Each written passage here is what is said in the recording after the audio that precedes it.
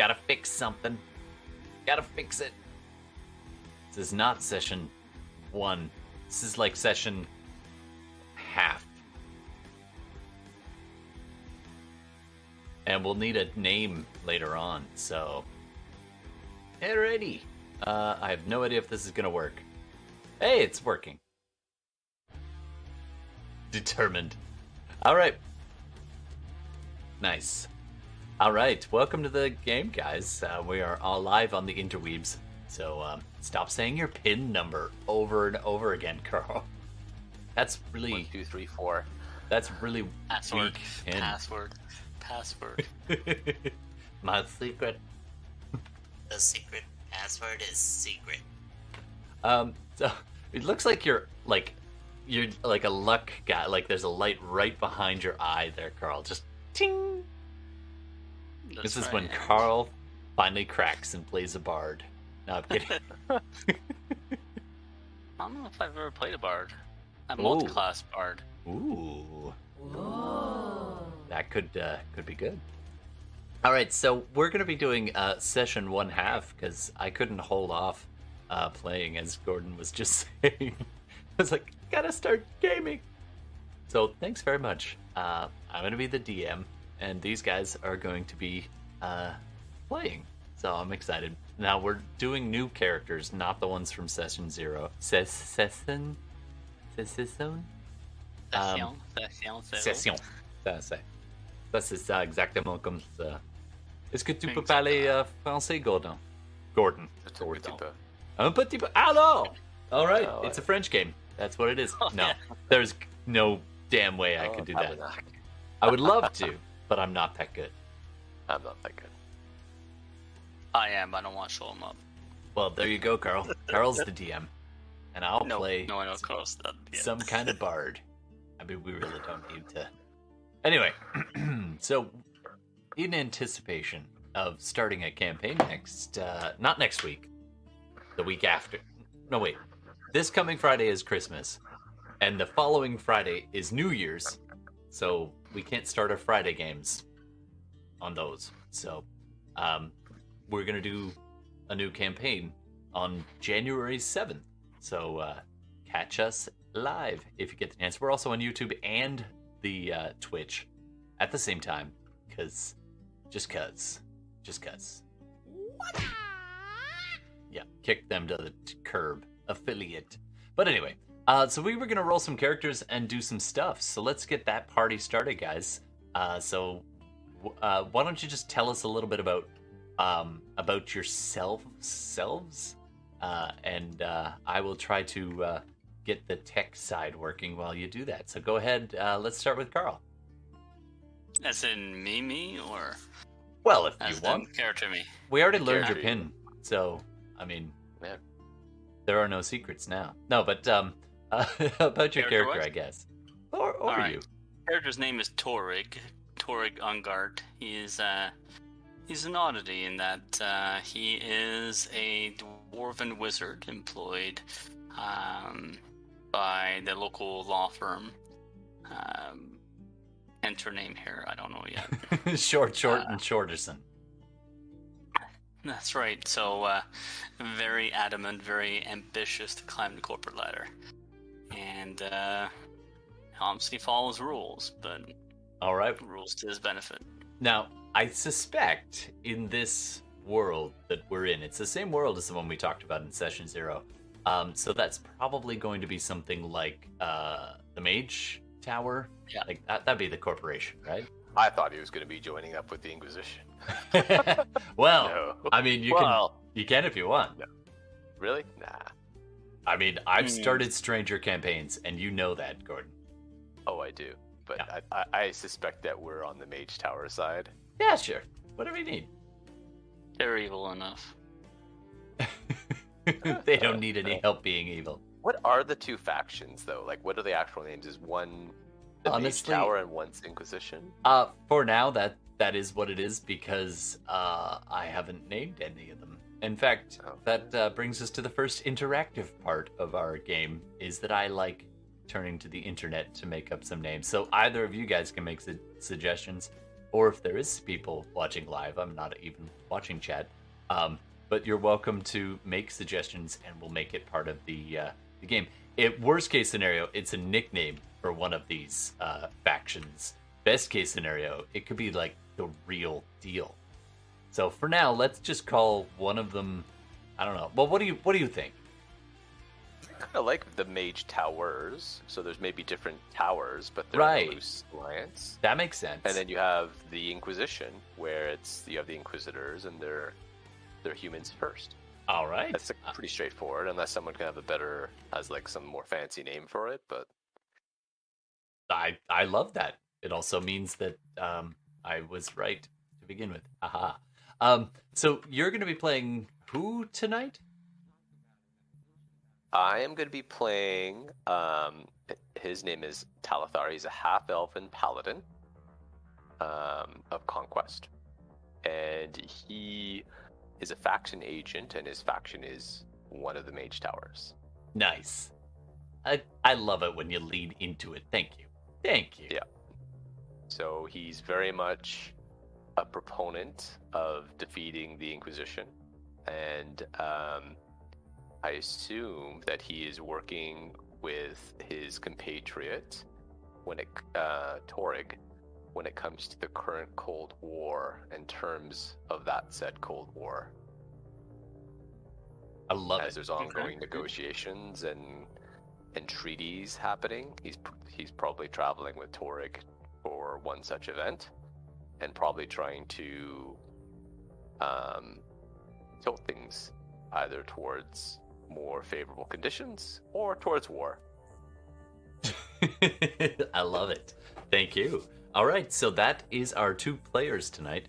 I'm used to more lead time, but I will fix things as we go. So just ignore the empty map windows. I'm just gonna. No. Damn it. Okay, there we go. So tonight we're gonna be doing sort of a session half. It's not part of the characters that we just drew up last time. This is going to be something else. So, without further ado, I think we're going to dive in to tonight's game for some Dungeons and Dragons. Let's do intro, and then we'll get started. Here we go.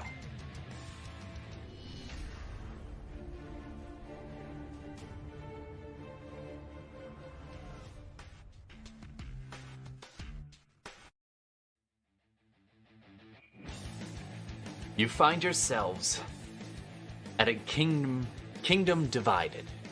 There are, as mentioned, 2 different factions. 2 different factions at war, although on the down low.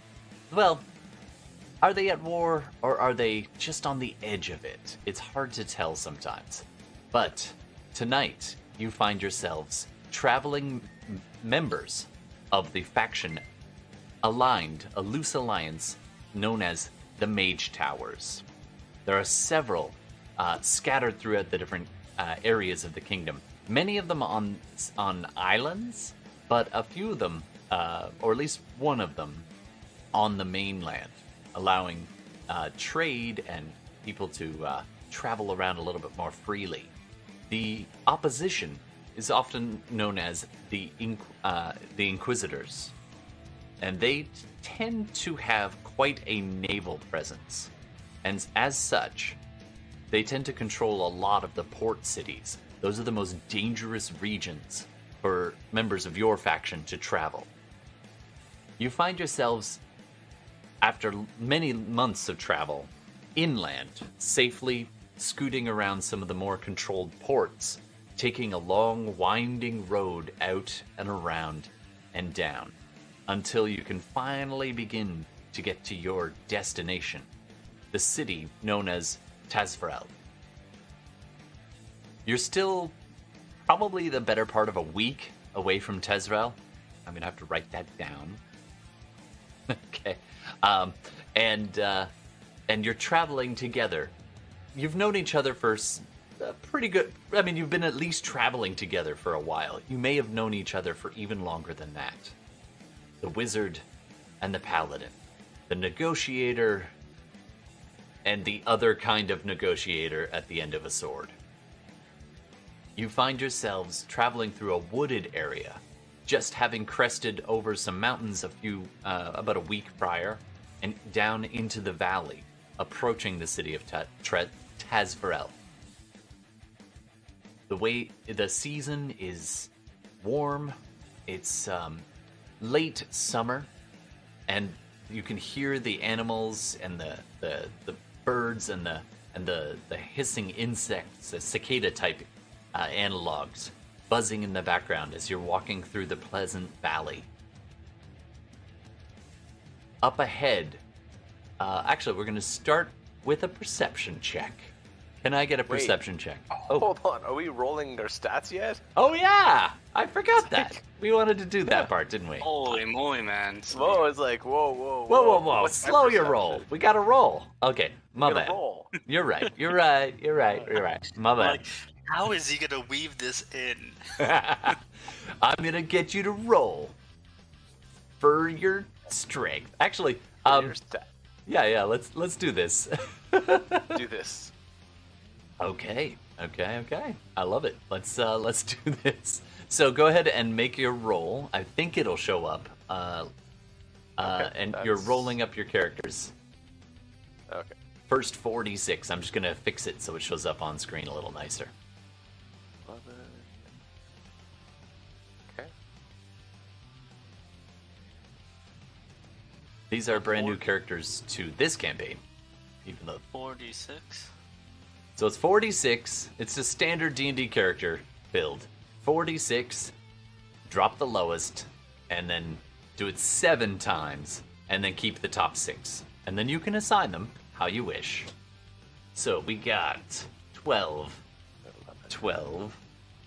13.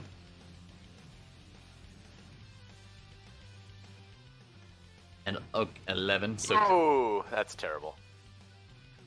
And that's 9. That one's gonna get dropped. Gordon just rolled a 7. 1, 2, 3. 12. Whoa. Whoa. That would be. That's a 16. Oh, that looks so nice. Carl got another 13, and Gordon got a 20, but you got to drop the lowest, so it's only 16. Yeah. Okay, so I'm just narrating. Whoa! Carl, 18.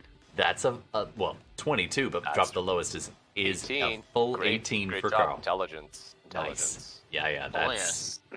that's done right there.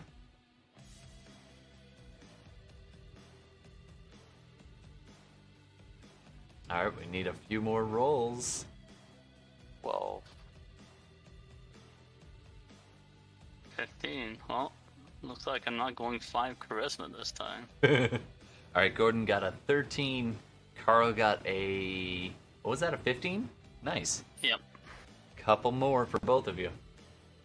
Or it's at 5 each, Yep. right? Gordon got a Mhm. 13. And Carl got a Another 12. All right, and you get one more each, I think. Yep. Alright, so far lowest is 9 for me, so.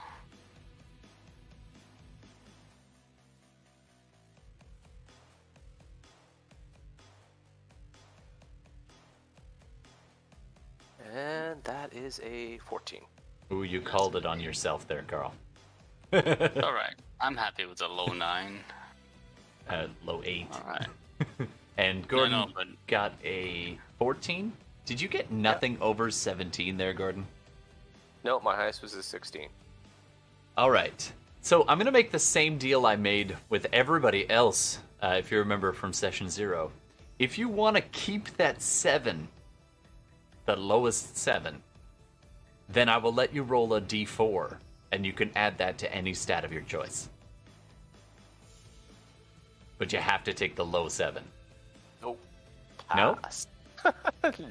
All right. No. All right. So, just for the at-home listeners, I'm going to Gordon ended up with a 12, 12, 7, 16, 13, 13, 14, I think. And Carl got a... 16, 11, 13, 11, 12, 14. Right, I was counting the totals. 11. You're totally okay. Yeah. Okay. And then Carl got 13, 11, 13, 18, 15, 12, and 8. I mean, technically, Carl, same deal for you if you wanted. You could keep that lowest stat and take a D4 bonus if you feel like it. All right. So you're keeping the 8, and you get to add 3 to any one that you want. That is crazy. I think you're going to be a 21 smarts. No. Oh, okay. I was like, dude. I'm not going to overkill it. You just walk in the room and gravity just bends toward that massive brain of yours. All right. Okay. So now so I'm that... a half elf, so I'm going to add my stat. Nice. Now that you're... Whoa. I'm hitting the wrong button here. So now that you're all statted up, may I continue? Hold on. Oh, you gotta You gotta just, assign. That's cool. Yeah, 1 second, sir. I need No to problem. figure out, because we're level 5, right? That's right. Okay. So,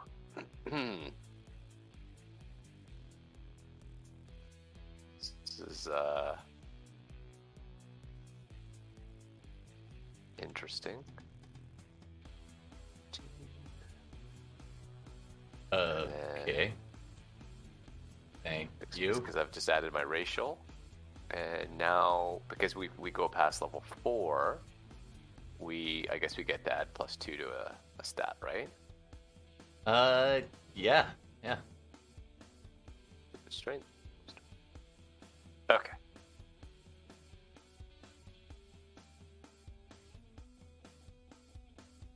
Alrighty. I'm just gonna turn off the read thing you do here. Normally I like enable text to speech on the chat, except I've got a lot of bots lately, and I don't want them spamming like inappropriate nonsense.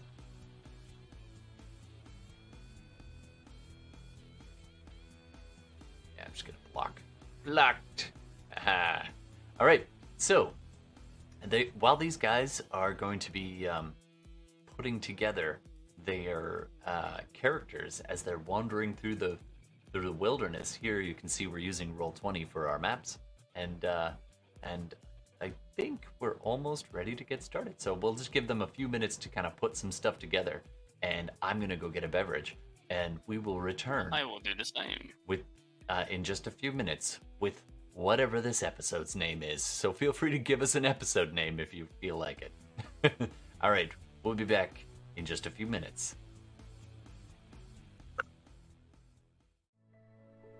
Ooh, I'm excited. Let's do this.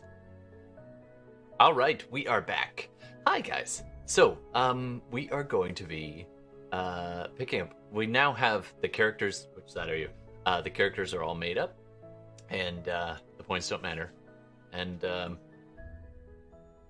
that was for you, Carl. Oh, and by the way, if my boss asks, this is apple juice with ice. Something is very wrong with this apple juice. It burns. It burns all the way down. Anyway, so you guys have been traveling together for a long time, actually. You were just saying, what were you just saying about your background there? I think that for my character, he is a paladin oath of conquest on behalf of the Mage Towers, and is actually a veteran of the last war, and firmly believes in defeating the Inquisition. Nice. And then And Torig, also, yes, obviously part of the last war, mostly employed at that time during his apprenticeship in the Order of Scribes as a note taker. So he was a chronicler, essentially, chronicling the victories and the important events that happened during the war, and then moved his way up the ranks. Well, you both have proven yourselves both in battle and in intrigue over the years. And this is exactly why you were sent on this mission.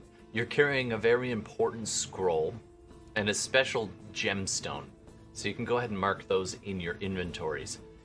You're trying to improve communications between one of the far-flung island mage towers and one tower that is relatively close to Tazvarel.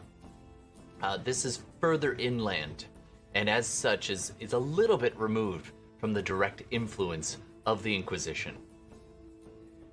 You've been traveling for weeks, as I said before, and you've only now just gone into the valley of Tazvarel, trying to make your way down. You're nearing your destination. As you're hiking through the woods, and now that you have characters to roll, I'm going to ask you to please roll Perception or Survival.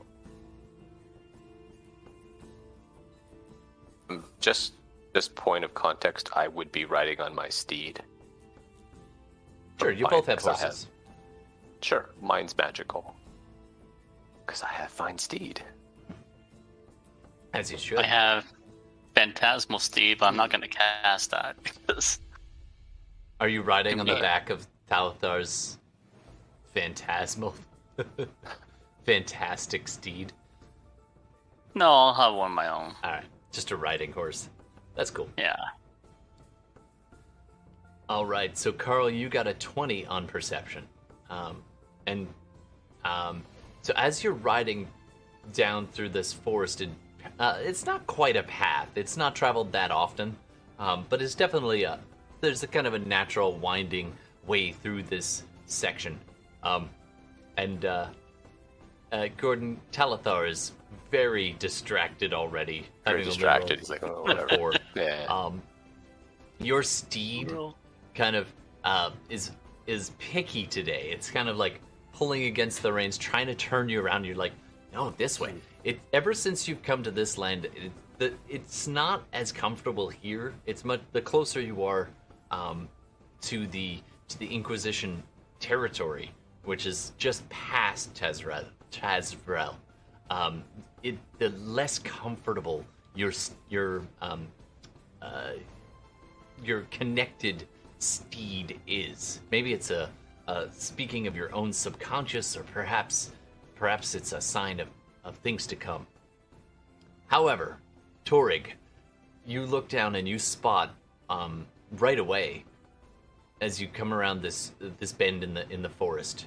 You see smoke, thick black smoke, probably a mile, maybe a bit more away, and it doesn't look like just a campfire smoke. With a total 20, dirty 20, you see like dark black smoke, several different columns stretching up into the sky, thick and black and ominous, just on the horizon as you venture into this clearing. There's a sign of some trouble ahead. A few seconds after that, you can hear like a snapping and a trampling and a thumping and some grunting and some swearing, a little bit further south from where you are right now. What do you want to do?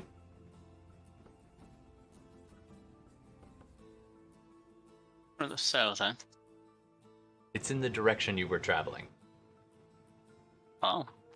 I say we carry on. Let's go check what this, what's causing this. What's causing what? Oh! There's a large plume of smoke.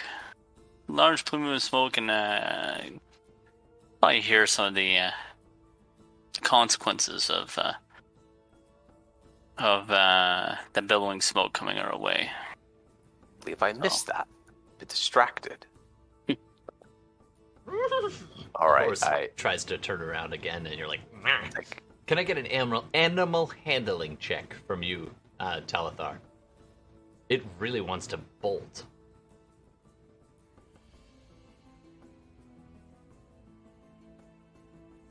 Okay. Do I get any advantage seeing that it's like not a real horse? It is connected to your soul, so sure, you have advantage.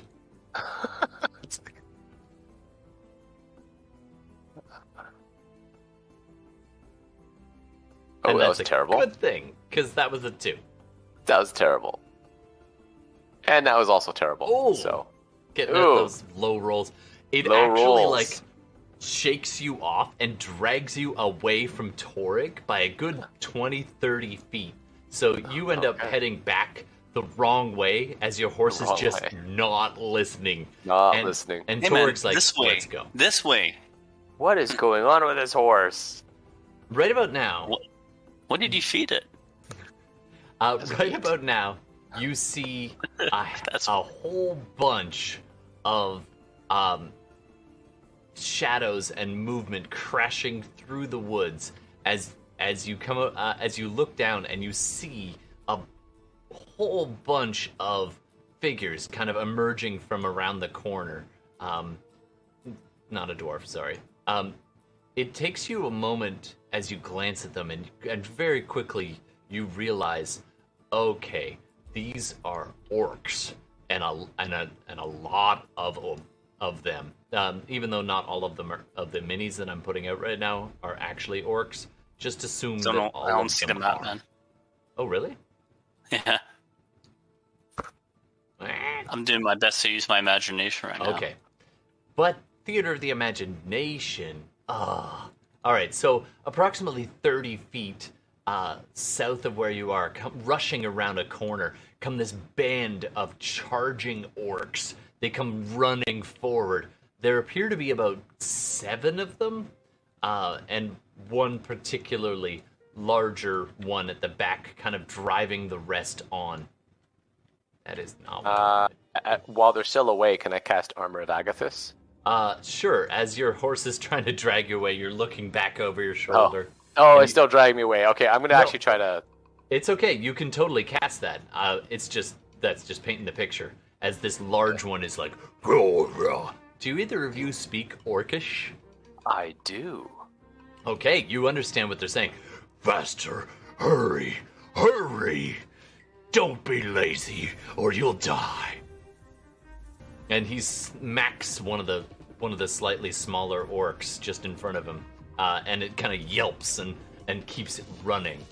They're moving at a very quick clip up towards you. They're probably only about 15 feet away from Torig at this point, and he's just sitting there like, ah. Now, is Torig mounted or not mounted? He is. Mounted. He mounted. Like, okay. So no aggression towards seeing us or anything. Not that you've noticed. You're not even sure they've seen you.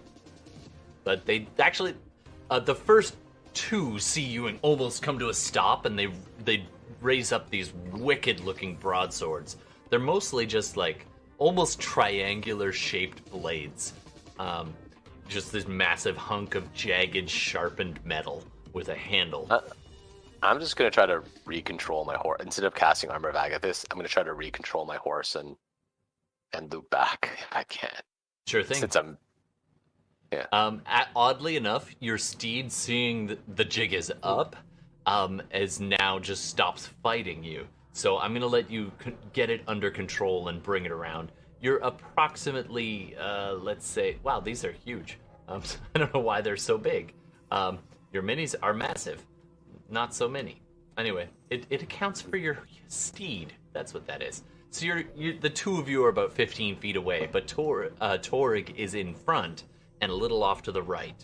And I'm gonna yell as I turn around. I'm gonna yell out in Orcish at them, and I'm gonna say, basically in an intimidating way, state your business. the first 3 kind of keep they grind to a halt and it takes them about 5 or 10 feet to stop, and they come to a stop, and they're in a loose semicircle about 10 or 15 feet in front of Torig. And then the big one comes running along, and he's the last to stop, and he shoves one of the smaller ones out of the way, and he steps forward, brandishing this double-headed axe that is almost as big as your horse. Like, this thing is huge. And he comes walking forward and he looks at you, and in Orcish, he kind of looks puzzled at the two of you, and then gives this look and replies to you, Talithar, in Orcish. Let us pass. We seek no quarrel here. I'm gonna have to clean that up later. And so Talithar will respond in Orcish. Fine with us. We have no quarrel with you. Go. And the littler orcs start running around you in a kind of like unzipping line. So they're running off to your left, and the ones that are closest to the right are the last to pass. And Torig, I don't think you speak Orcish, so you've just been watching all this go down. As they start to as they leave, I'm going to say to Torig, take note of any markings of them. They must come from some type of tribe or warband. I think we'll both try to take a look at it. Do I know of any markings or anything based on history, or? Oh, go ahead and roll history check.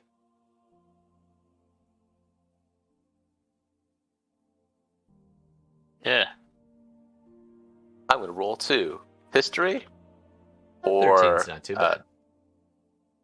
Or investigation? This will be a history to recognize.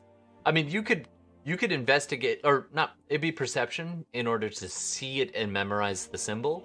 Or if you do see, I mean, they've got tattoos, they've got like paint, and they've got symbols on their armor and stuff, so it's easy enough to see it. Ooh, 24, not 20. Wow. All right, Damn. so you, having studied some Orcish, these are from the Red Brand tribe, and they're actually generally known in this region as semi-nomadic, but not troublesome. I mean, if you cross them, you are going to die. But they actually have a trading relationship with several of the smaller valley cities and towns. They don't like bigger cities very often. At least you've never heard of them spending much time there. But they definitely trade amongst this, and then they go up over the pass you've already just gone through yourselves about a week prior. And so they're known in this area as relatively decent orc folk who, and yes, I'm aware of the alignment thing, and I agree that not all orcs are bad, for example. So these orcs are definitely, you don't ever want to cross them, and they're quick to anger, but they are not inherently evil or anything like that. They have their customs and their traditions, and they are incredibly brutal in some ways, but they are not evil by nature. The large one is the last to go around, and he looks at you and kind of lowers his axe. And just before he starts running, did you want to say anything? As he's passing, if he's heading away, and since I've noticed that they're Red Brand, I'll just say, "Hey, Red Brand, what's up with the smoke over there?" That is what was left of our camp. We lost many. If you know of our people, then you know enough. Be careful. If you're going south, avoid those kata. Do not let them see you. They've killed many of my people. Okay. Do I know what kata is? It's kind of the Orcish. Its loose translation would be avoid the cult. It's not an exact translation. Okay. Cool. Okay. I'll just nod at him. Okay. And with that, he lowers his axe, kind of slings it over his shoulder, and begins to run at a full clip north and out of the way. And unless you guys want to stop them or hinder them in some way, they leave your sight. You can just hear the wind and see the smoke ahead it looks like the smoke is a bit thicker now, Torik.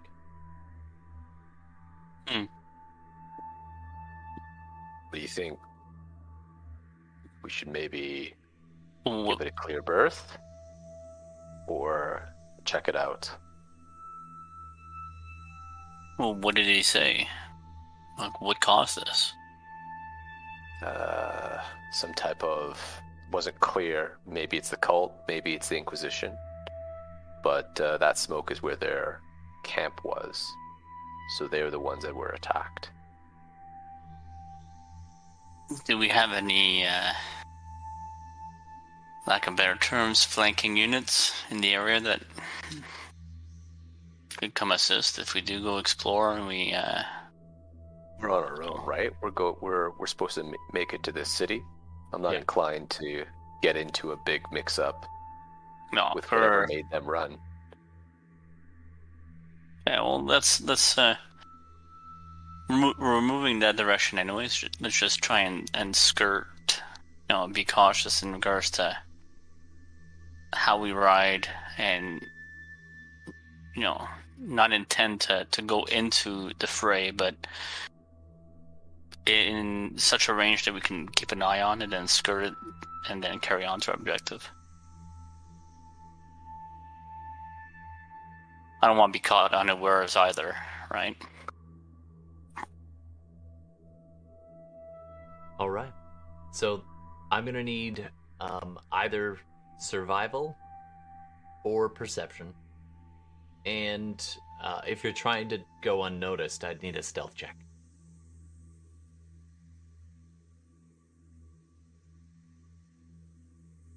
Wow. I guess we're switching off the shitty rolls. Ooh, Maybe not. my survival didn't roll high there. Well, if there is something pursuing those orcs, they will definitely not be directly behind them. It's the path least expected. Yes. And stealth? Well, I guess I roll with disadvantage. I'm in You plate do. armor, so... Right, I'm like on a horse in plate armor. Ding cling. It's like... I was gonna say, do you have any magic that can help? Not No? for that. Nope. Well, my stealth is a 3. Yep. Terrible rolls. Oh, the non-disadvantage was a 19. Oh. I know. All right. So, you continue south, trying your best, and by all accounts, you both think that you are on the best path and very stealthy. Because that's how bad that was. As you continue riding, you get to the next kind of clear... You're riding for a while. It's probably about maybe 30 minutes, maybe 20, 30 minutes. And you get to the next section, and you see in front of you, in the forest, kind of the tree, a break in the trees. You see a mound of rock, a small kind of it's like a foothill in a way, kind of rising up amongst the forest. Some of it forested, but the kind of bare stretches of blank rock just peeking above the forest on either side, you can kind of see, and a small valley path between. And the smoke is actually coming off from the let's call it west now. So you've kind of skirted around that, and it seems like whatever it was seems to be over there now, and that's good. And now you're kind of making your way through this kind of break in the foothills in the forest, and you find yourselves in this little rocky section. It's still got trees around them. My descriptions are top-notch, I gotta say. So you find your way through to this, and... Oh, god damn it, Kyle. I don't even have the right kind of map. So we're just gonna go with this map. Alright, I can't even see your map, dude. There, So I don't understand why you can't see it. You might have to turn all, I can't see either. You might have Oh. to turn, lighting off or something. Off? On and on. Is that better? Ah, there we go. Ah, There Yeah. you go. yay. There we go. Victory! All right. So, as you this is further down than we were before, but you can kind of see now. So let's pretend it's all brand new. And as you come around, you see us. At first, actually, you don't see Jack. you,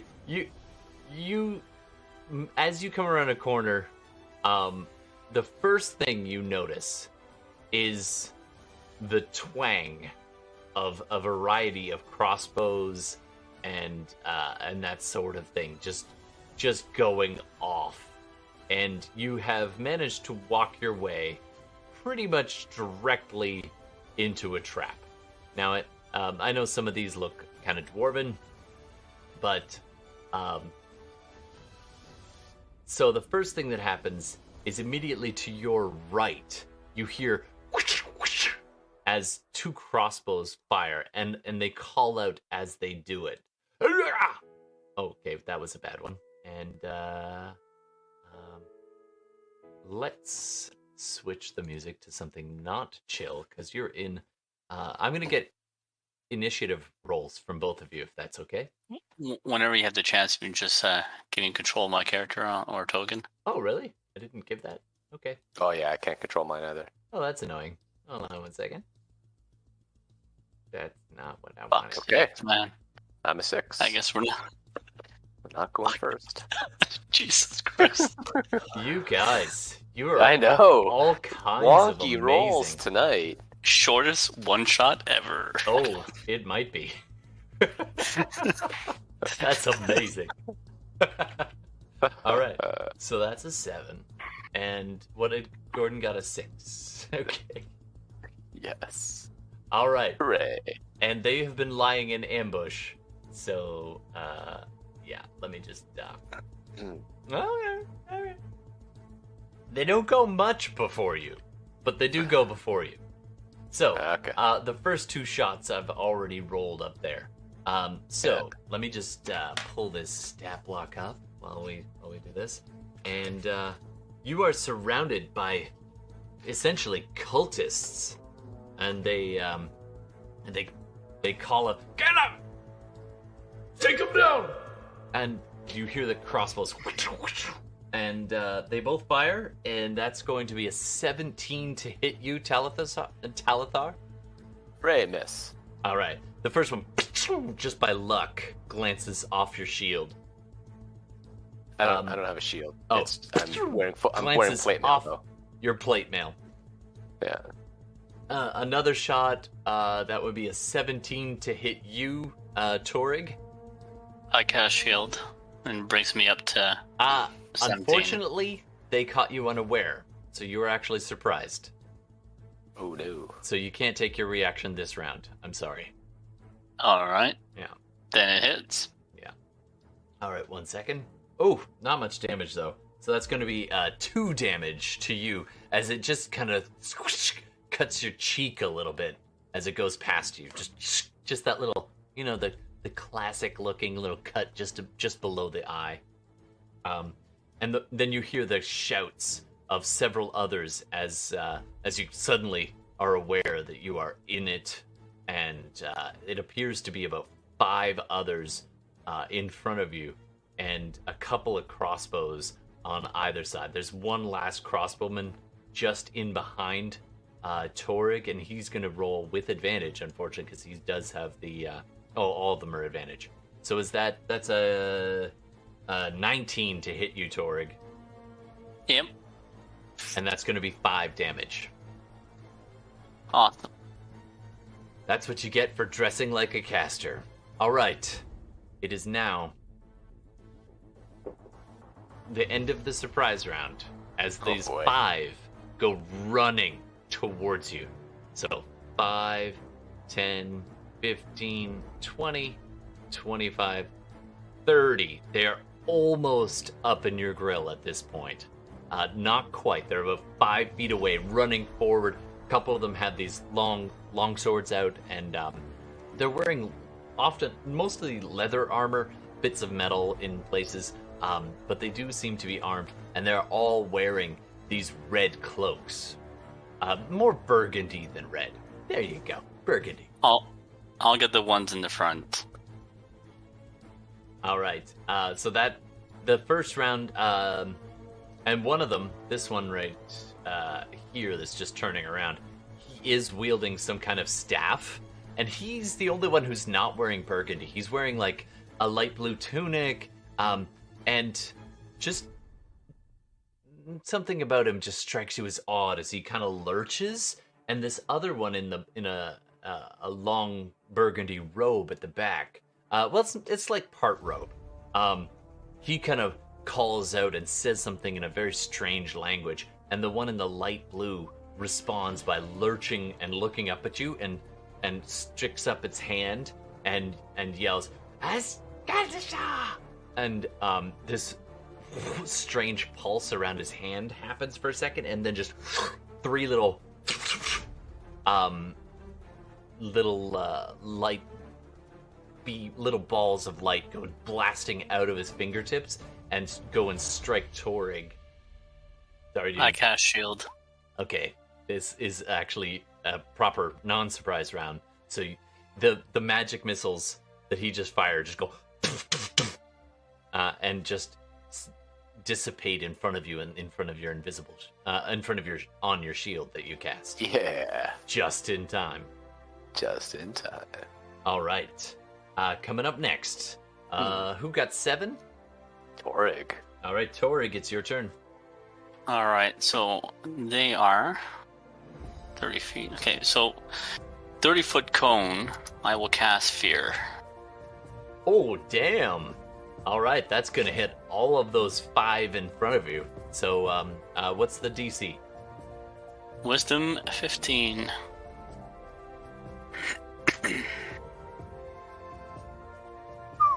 All right. Well, just on the rolls, 3 of them succeed, but 2 of them, yeah, that's going to be fail on 2 of them. So the very front 2, like, look at you, and this. How does it look, or is there a look when you do it? So actually, it projects a phantasmal image of a creature's worst fears. Each creature in a 30-foot cone must succeed, blah, blah, blah, or become frightened. No, no, it's all against us. No, but I served you, my lord.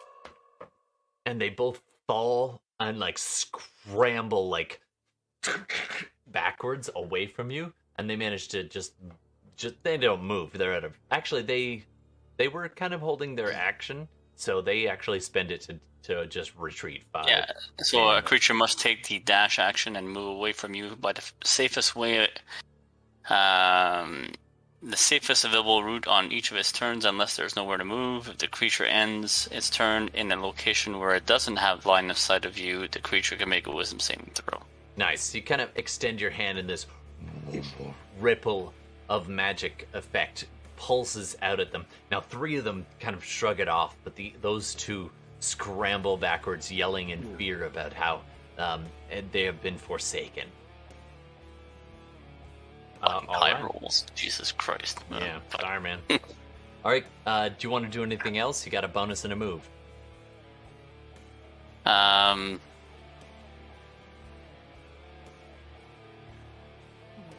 can I do with a bonus? Jeez. Let's see. And that's why I play bards. There's always a bonus with bards. I'll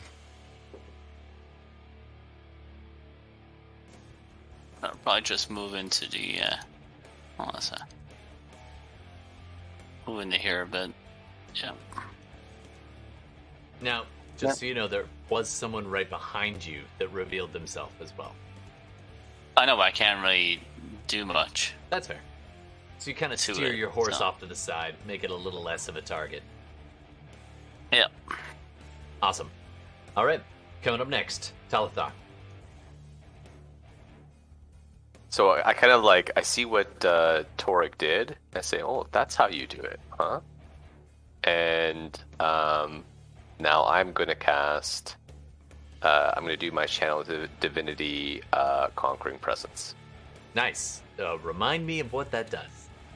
So as an action, I can force each creature of my choice that I can see within 30 feet of me to make a wisdom saving throw. On the failed save, the creature becomes frightened for 1 minute, and they can repeat the saving throw at the end of each of their turns, ending the effect.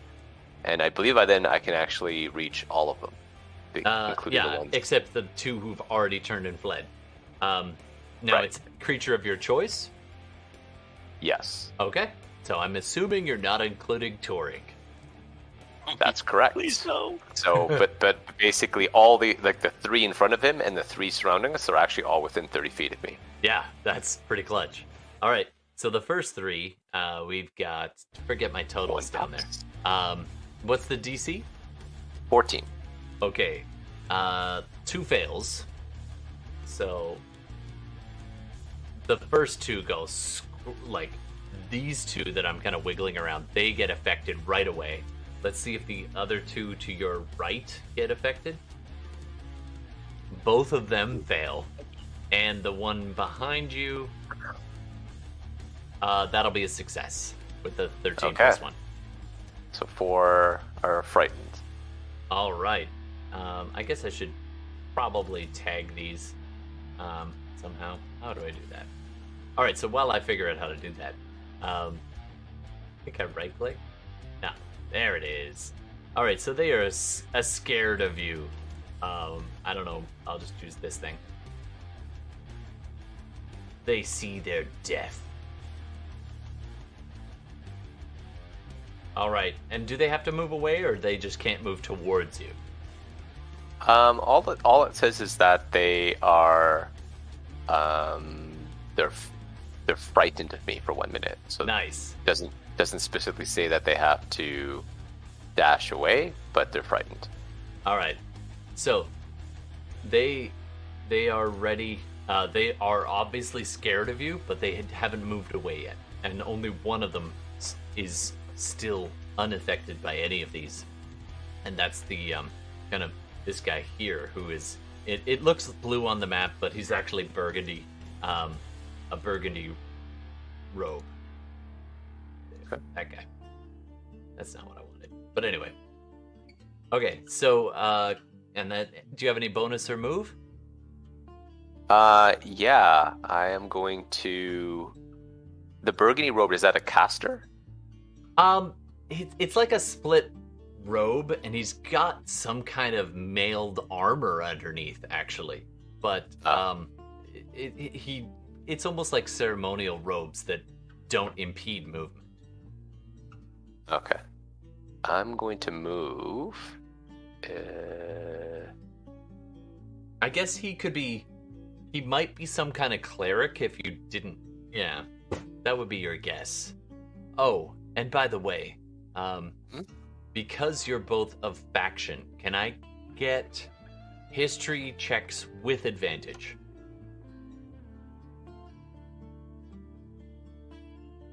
As you both scared the crap out of both of these guys. 26. 16. All right, 26 and 16. So both of you actually make this, and you both look at each other out of the corner of your eyes as you're terrifying these people who've been trying to attack you. And you look at them, and you're like, wasn't one of the... There was a particular... what's the word I'm looking for? Branch of the followers of the Inquisition that would wear burgundy. They were not the main group. They were one of the lesser known groups. And they were known more for their subterfuge than like frontline battle. And Carl, because you got a 26, these are a subgroup of the Inquisitors known as the Believers. Believers. Oh, I'll make them believe something. Okay, so I actually do have a bonus action. Sure. I am going to bonus action cast Spiritual Weapon. Nice. Damn. I need a token, but I'm going to drop the spiritual weapon right next to the burgundy robe guy and make an attack. Okay, is it a sword or what is it? What does it look like? It's going to look like a spectral sword, similar to the great sword strapped to my back that I'm wielding. And it's just going to appear, a twin version that's spectral, a spiritual one, will appear right behind the one that's not afraid of us and will attack. There you go, sir. So the one that's not afraid? Yep, The one that's not within range. afraid.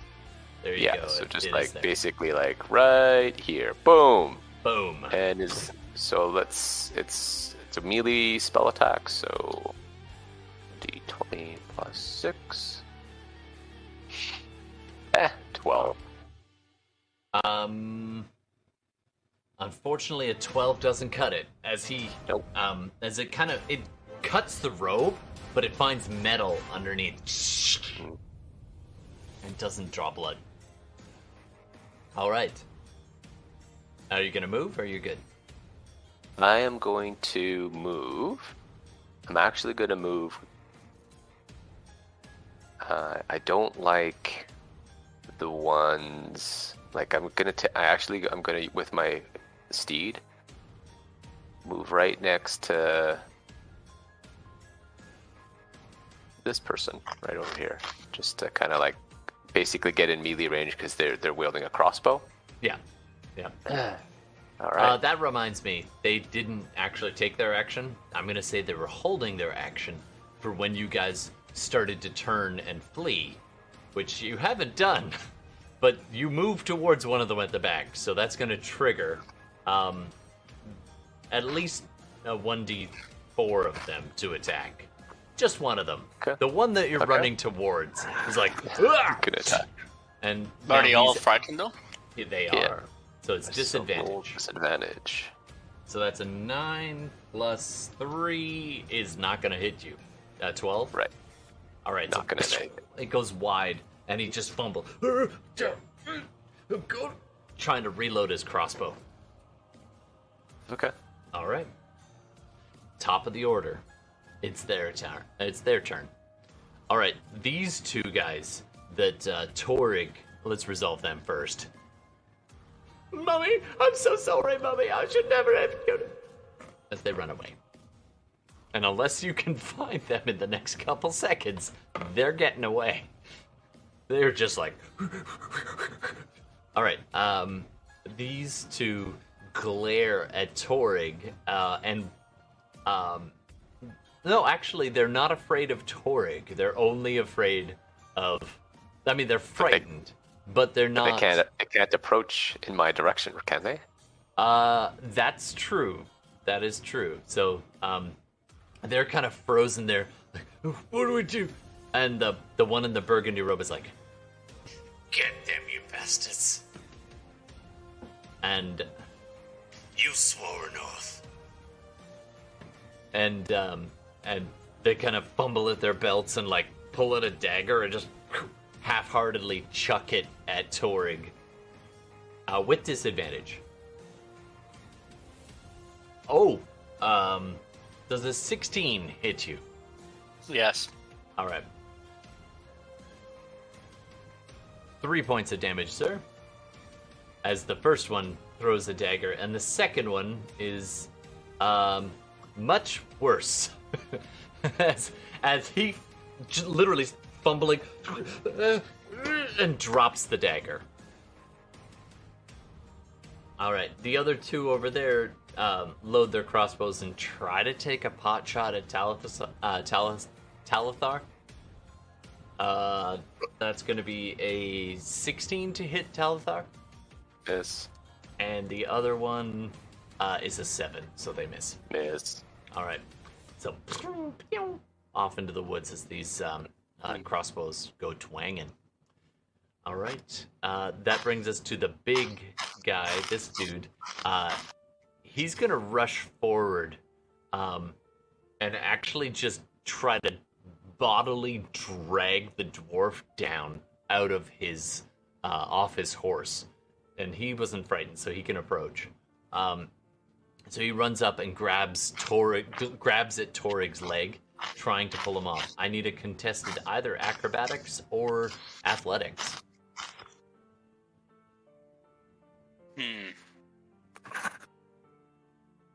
So acrobatics or athletics? Yep. To avoid the being pulled from your steed. Jesus fucking Christ. 11. Oh, nice. Not bad, though. As he tries to pull you down, he only gets a 5. So, you kind of pull your boot out of the way, and he's just, like, looking up at you. And then he tries again, because he gets 2 of these. And rolls a 4. So that's only a 6. So both times, you're just steering your horse away as he ineffectively tries to pull your boot off. Alright, that was not as exciting as I'd hoped.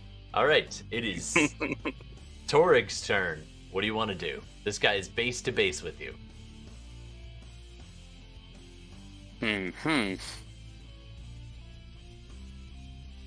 Okay.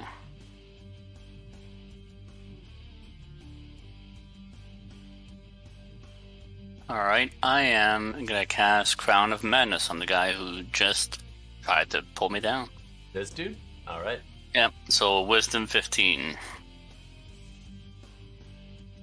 That is a 14. Damn it. Alright, he is Crown of Madness. So the charmed target must use its action before moving on each of its turn to make a melee attack against a creature other than itself that I mentally choose. Do you choose yourself? No. Okay. The only other thing within, well, it's not his turn yet. But what else would you like to choose? The only other thing is your horse. Or he can forego it.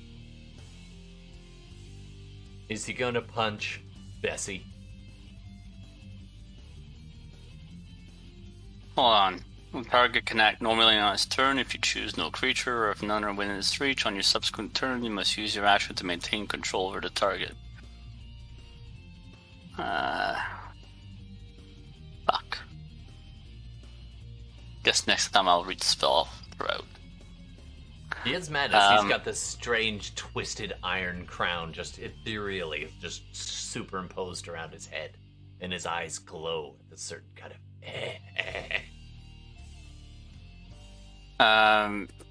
Yeah, I'll choose no creature this turn. I am going to take you, and I will feed you to his master, and the master will love us, and he will give us boons. He's just slathering at the mouth and muttering away. Alright, that is your turn. Unless you want to spend an action. No. Or bonus or move. No. Okay. Coming up next. Okay. Talthar. You, Tal. All right, I'm going to swing at the crossbow person. I can't remember mounted rules. Is it just regular roll or is it with advantage? I would say with advantage in this case, because you've got the height advantage on them. So yeah. Okay. I will do so then. First attack. Ooh, 18. 18 hits. 18 hits. Okay, with my greatsword, I will swing down, and person takes 6 plus 4. 14 damage. Ooh, hold on. Just one sec. Yeah, that'll do it. Okay. So, you just...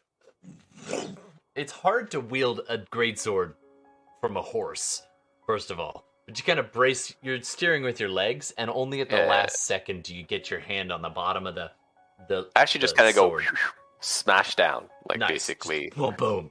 And you catch him straight in the top of the crown of his head, and it just splits him right to his jaw, and he just drops, and you actually brace your elbow and pull up, and that's what pulls it out of the skull as he falls to his death.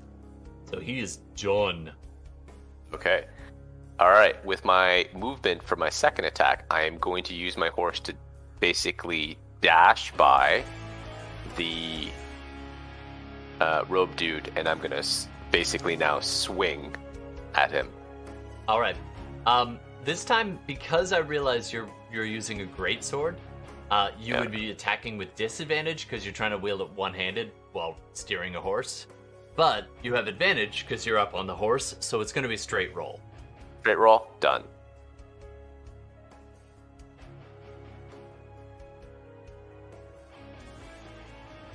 $15.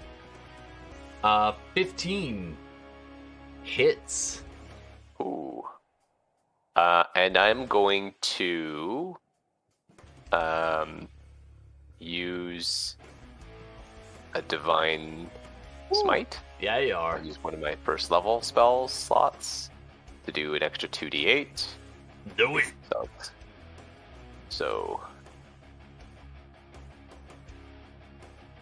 4 and 2d8. Take 23. Whoa, 23 points. You just slash him up, and you see blood just spray in an arc, and he shudders and almost falls to his knee, but he actually catches himself mostly on Torig's horse, just dragging and holding onto the horse and holding himself standing. He is still alive, but badly hurt. All right. But sporting his crown. And as my bonus action, yeah, I'm going to move my sword next to him and attack. Nice. All right, make it. So your spiritual weapon comes through the air. Is it flanking now? Is it? It's not flanking, unfortunately, but it is a straight up roll. Straight up roll it is.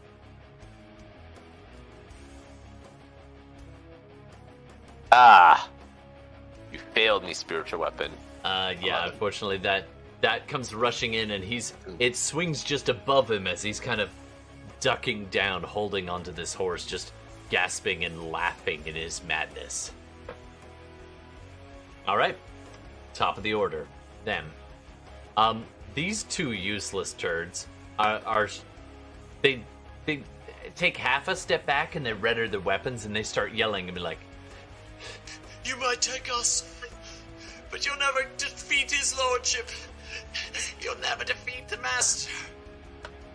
They can roll saving throws though, right? To get rid of the fear. In fact, I think this is the second turn, so they actually will take two of them.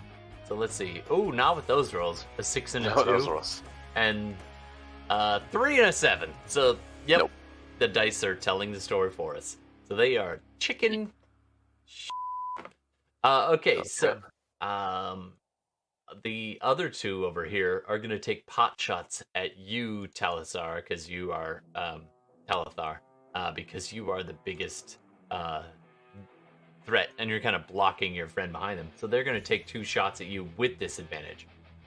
So the first one misses with a 2. Second one misses with a 8. So that was less than effective for them. All right. As the crossbow bolts go wide, and they're beginning to question their life choices. All right. Coming up next is Torig. What do you want to do? Being as nobody's going to melee range, a little disappointed. They're all scared of you. Move to them if you want. No, I'll finish off the guy beside me with a firebolt. Nice. Now, Or just try a to. heads up. You are It's a ranged attacking weapon. him in melee, so you will have disadvantage. Actually, you know what? Just magic missile him. I'll All give right. you this much. Magic missile him. You're elevated, Good. so you could actually, because you're on horseback, I would give you advantage, but disadvantage, advantage, straight roll. Oh, fair. Fair. Fuck sakes. Fuck. Oh, Fuck. Ugh, a 10 Ugh. is not going to do it for you, sir. As the flame bolt, Talithar, I'm going to need you to just roll the d20 for me. Oh boy. Do I want to roll high or low? High-ish. It's very easy to be successful. I rolled a 2. All right. It doesn't got hit you. It hits your horse. It hits my horse. So go ahead and roll damage there, Torig. Awesome. Normally it'd be fine, but you're really quite close quarters. And your steed takes 5 points of damage. I think it probably has Ouch. more hit points than that, though. Yeah, it's a war steed, I guess. Like, how much Yeah. hit points do they have? I imagine it's got like somewhere around 10. For horse? Yeah. It's not a happy horse, though, even though 19 it's hit points. part of your soul. So Yeah. it takes 5 points of fire damage as its flank gets hit by this burst of flame. It's not a happy animal. Okay. Top of the order. Oh, wait. Does it kick the cleric? That was Torig, sorry. Historic. That was Torig, so now it's Tau. Yeah, sure. I am going to first attack. I'm going to finish off the cleric Nice. or whatever he is. He looks a bit clericish. He looks a bit clericish. Let's see. 18.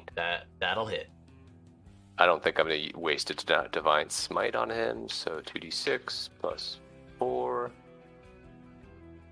8. Whoa, that is a heavy hit. And it just hits him and it drives him to his knees and he's just holding on to Torig's like the straps that like the stirrup. So he's just holding onto that, looking up at Torig, and he's just like, You would make a tasty treat for the master.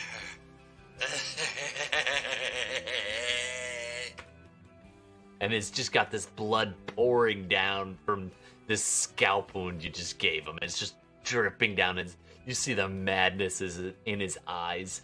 It might be because of his crown of madness, but probably more just due to, like, the dude is just wrecked. He's Alive? He's still alive. Okay. Second attack on him. Sure.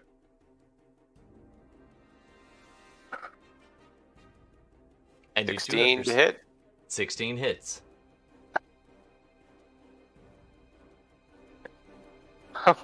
Oh, you know what? I can re-roll. I've got great weapon mastery. I should There you go. not great weapon mastery. What is it?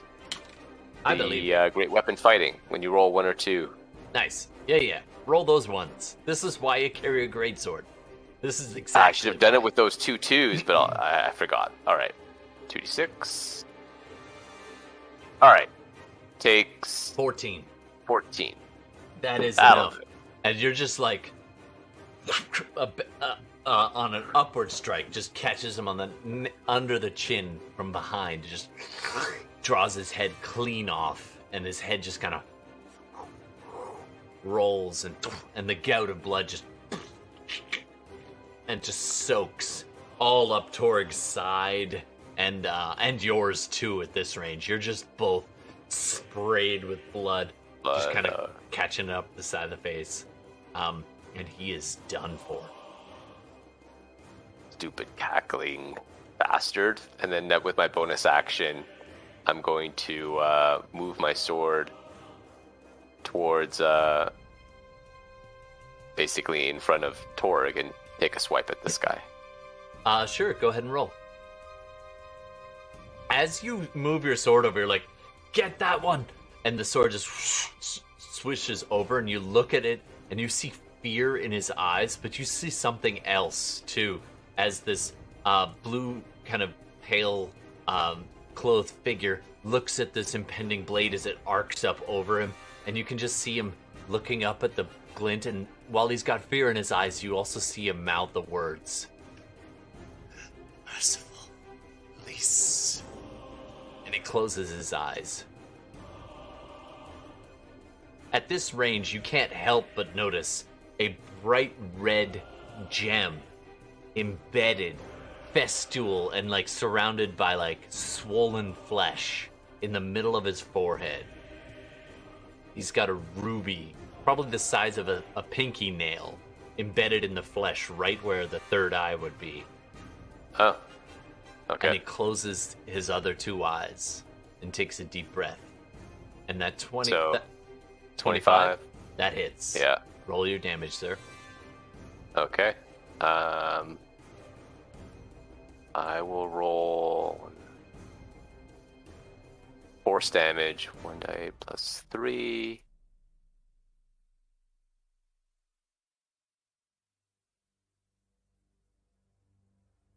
Takes 9 damage. Oh, it slashes him just across the chest, and he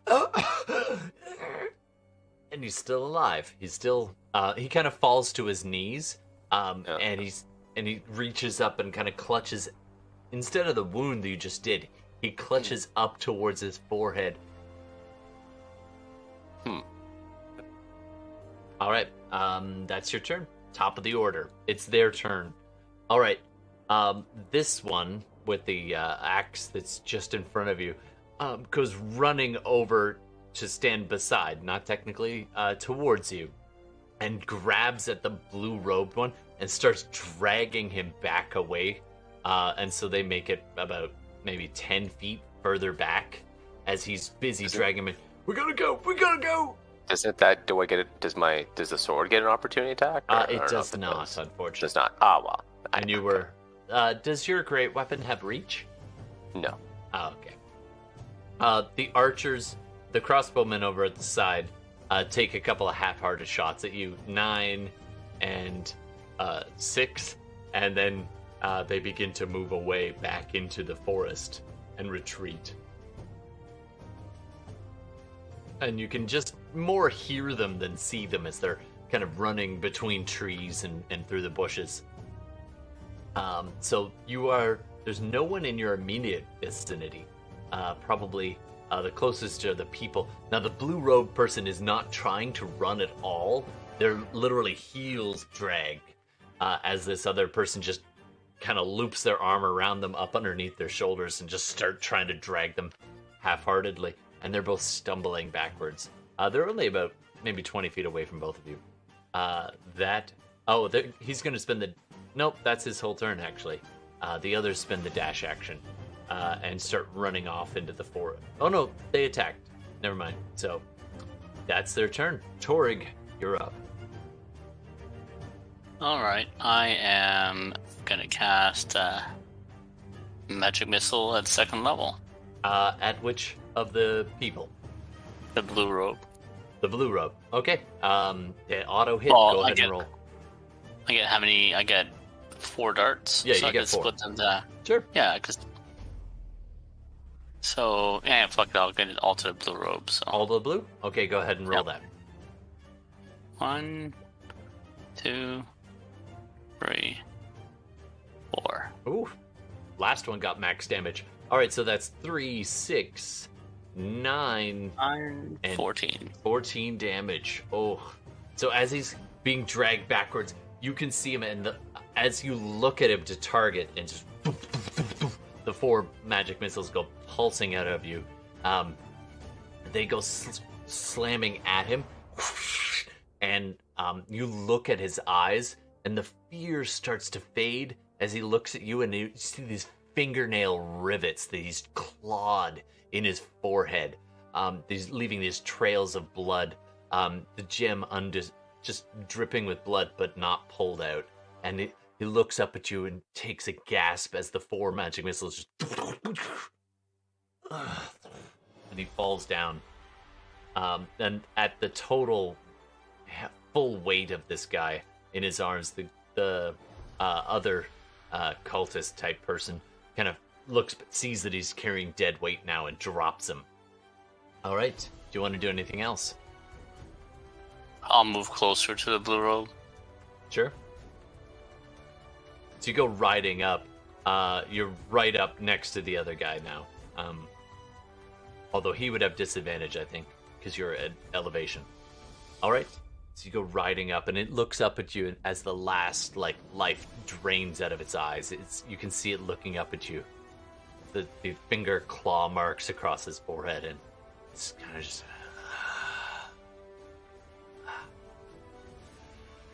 All right, Tal, your turn.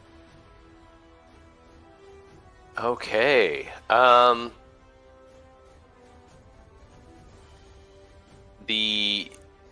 So the other guy is still there, huh?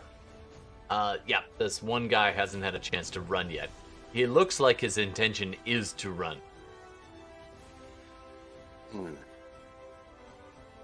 Okay. I am going to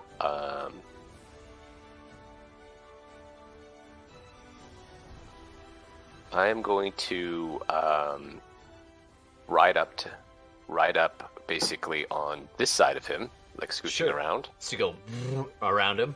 You got plenty of movement with your horse. I think it's base 60, if I remember. Yeah, so just like like on the other side of him, and I look down on him and say, "Drop your weapon and surrender." And as a bonus, I'll let you move your weapon. Yeah, exactly. And your blade is down at this guy's face, and your other blade is at this guy's chest, and Torrig is looking down at them all. And the guy just falls to his knees, drops his axe, and just holds up his hand. It won't do no good. But I'll give up.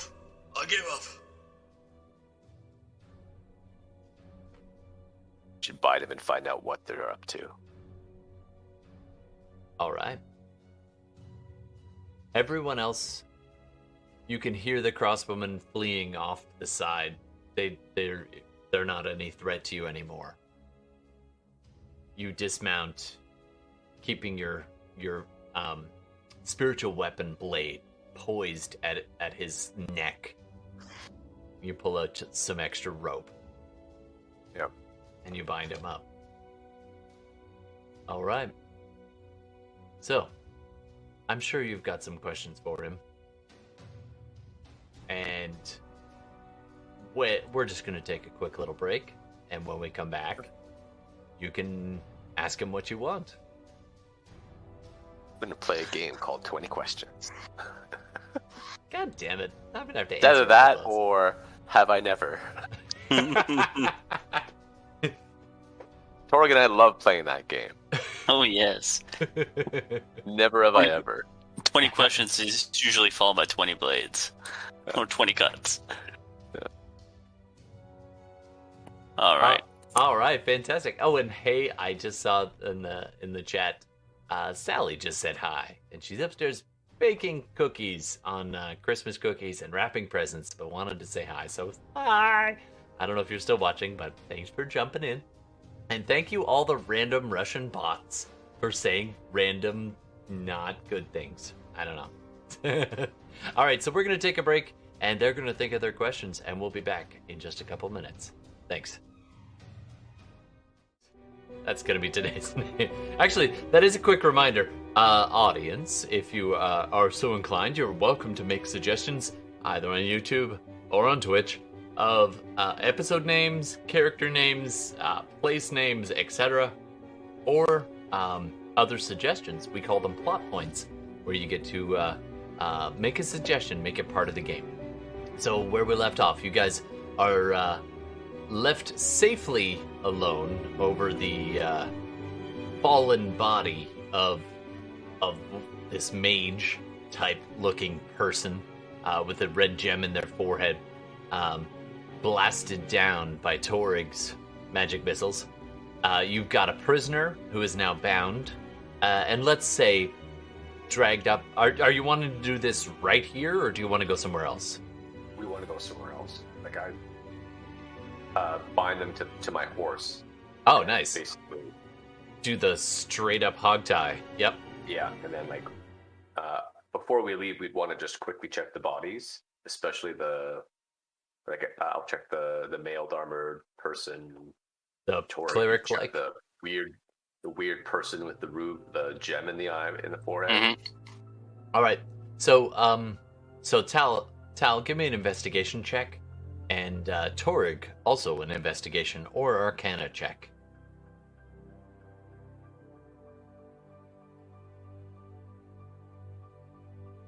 15. Nice. All right, so the Nice. 15. Tal, you go over now that this person's been well hogtied. You feel like it's relatively safe, and you give it a quick look around. It doesn't appear like anything else is going to come running out at you. So you go over and investigate this cleric. Or it may or may not be a cleric. He's got robes, but underneath he's got this kind of like a half banded armor, like a little bit of splint.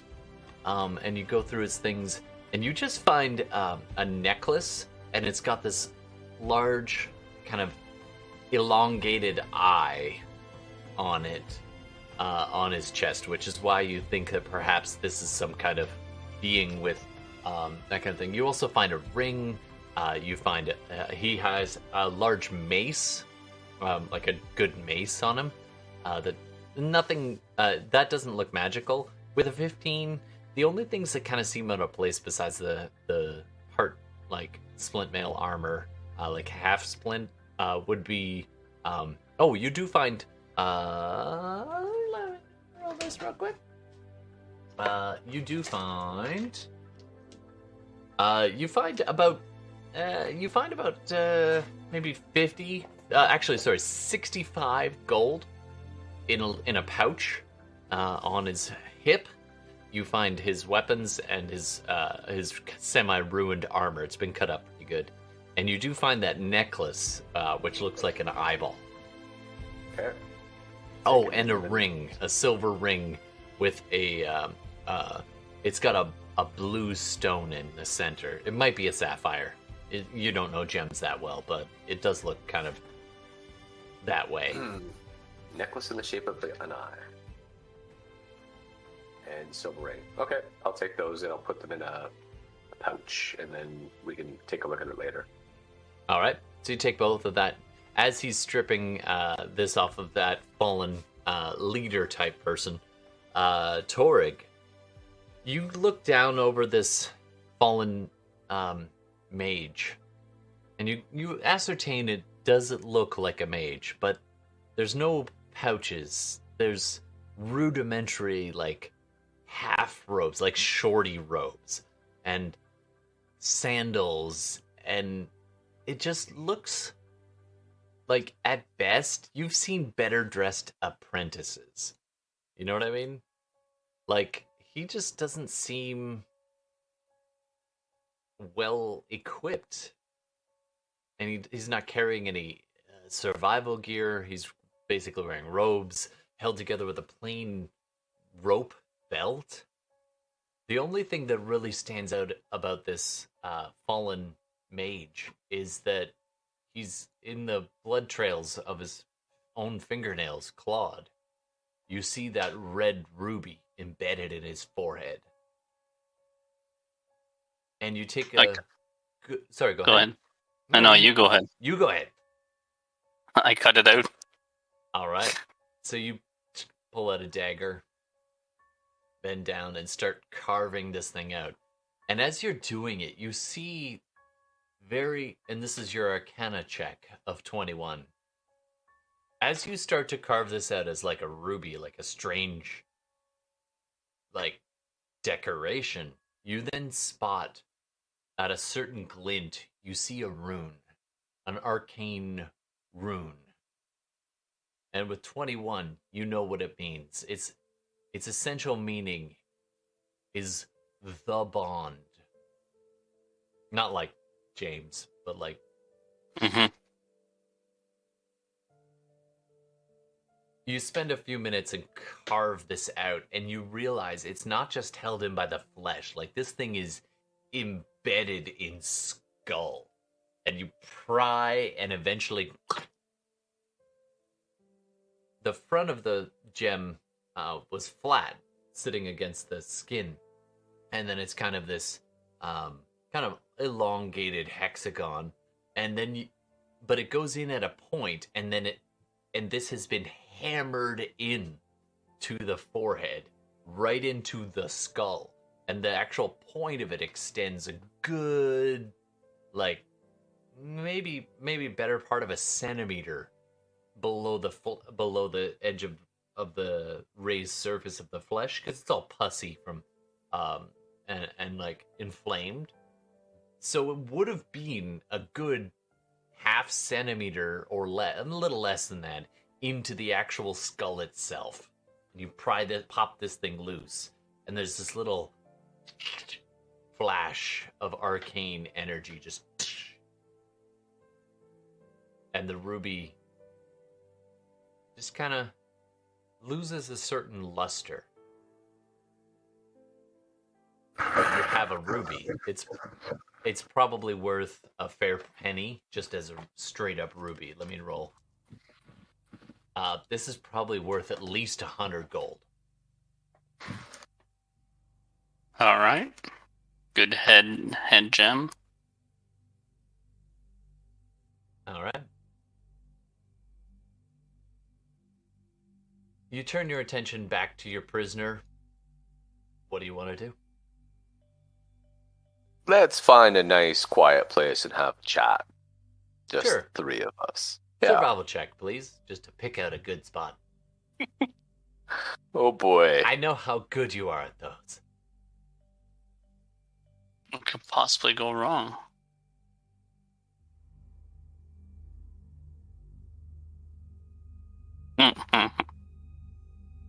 That's a 9. Not for me.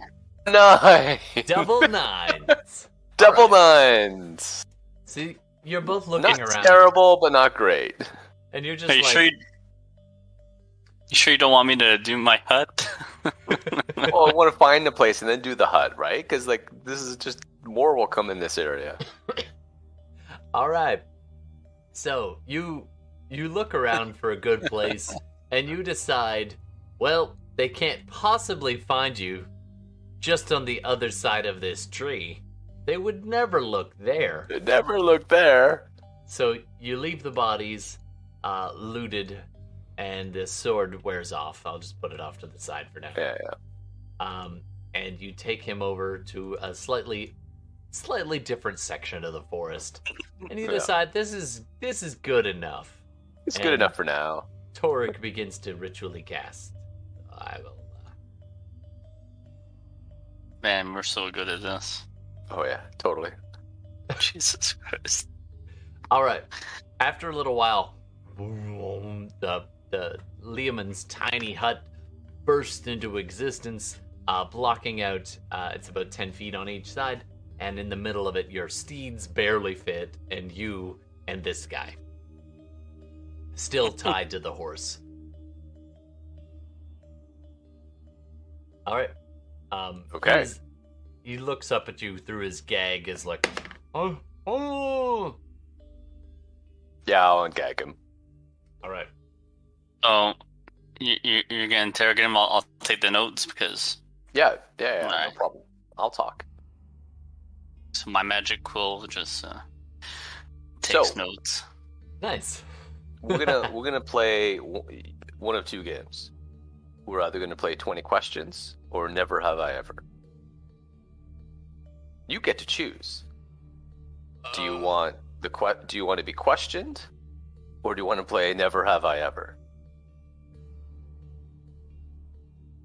Just a side note, internet, do you have a preference? I'm happy for either. That sounds fun. All right. I keep getting like the Russian bots are saying, boy. I don't even know what that means. Or if it means anything. So let's go with it's like, Oh. Never have I ever? Okay. So you probably don't know how to play this game. Don't Every worry, time we he'll say teach "Never you. have I ever," and we say something, but if what we say is something that we've actually done, we take a drink. Wait, do I get a drink? You will. You will. Oddly, that's the most terrifying thing. All right. So he nods, tied to the side of your horse. Okay. So like I actually get a like with a wine flask or whatever. Nice. So tied to the horse, and you know, like if it's okay. So I'm gonna go first.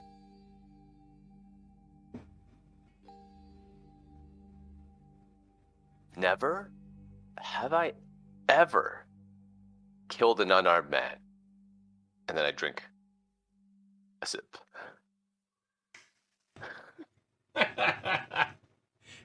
he starts to sweat and looks over at Torig.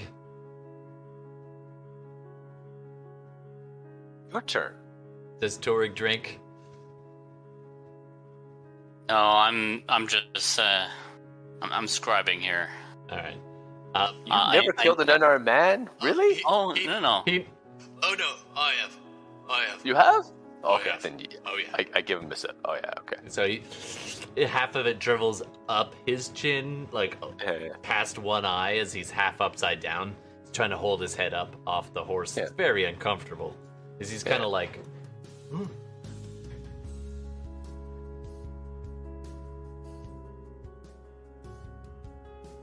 Morik, do you wanna say the next one? Huh. I thought it was just I was scribing for you and letting you enjoy the game, but I'm to partake.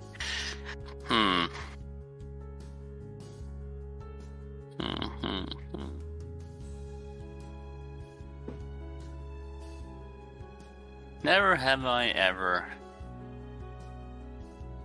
framed an innocent man for a wrongful action.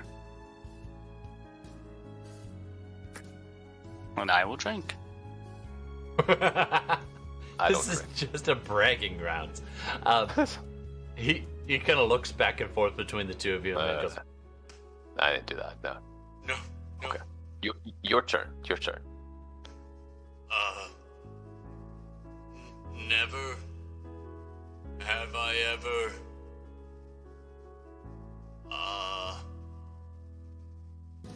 worked for the Mage Towers.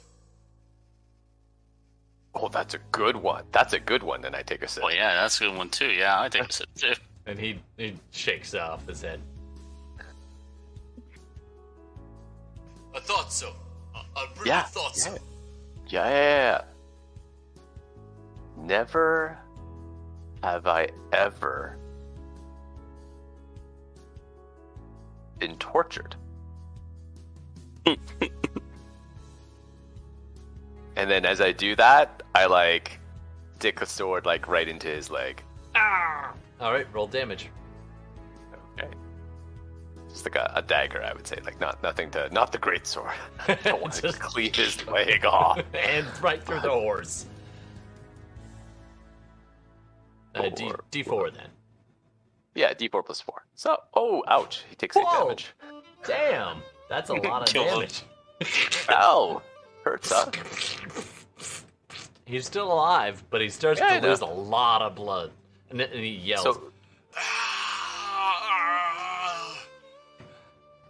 So what I do... Give me the goddamn drink. I've tortured. And I heal 5 points. Sadistic guy. Oh. It's not so bad. It isn't until you realize that it's a lot more painful to be hurt and then healed and then be hurt and to be healed. Like it goes on for a really long time. And Longer this look than of fear begins to creep into his eyes. He was already afraid, but now he's like, oh. So, I mean, the point of this game is for us to get to know each other before you tell me what we want to know.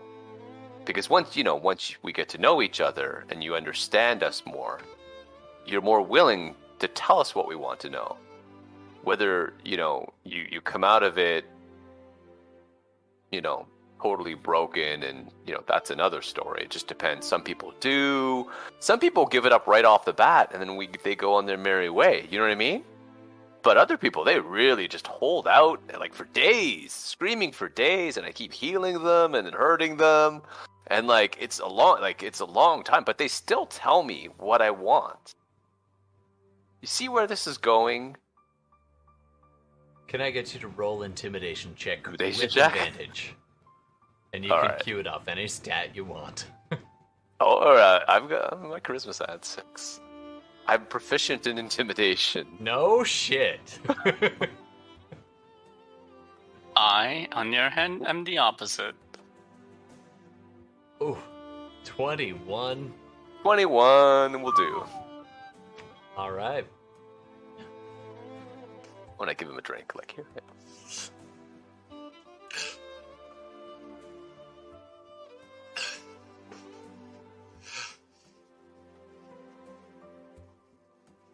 All right. Let's see how this is going. It doesn't end well for me either way. I tell you, or I don't. You kill me, or he does. It doesn't matter. I'll tell you what. Because you're such a good sport playing, you tell us what we want, I'll let you go. He looks at you, Tell him the just truth. trying to get a read on it, and he's doing an insight check to see. I know you said you're telling the truth, but he rolled a 3. So he's like, Yeah, it's like, It doesn't matter. No one gets away.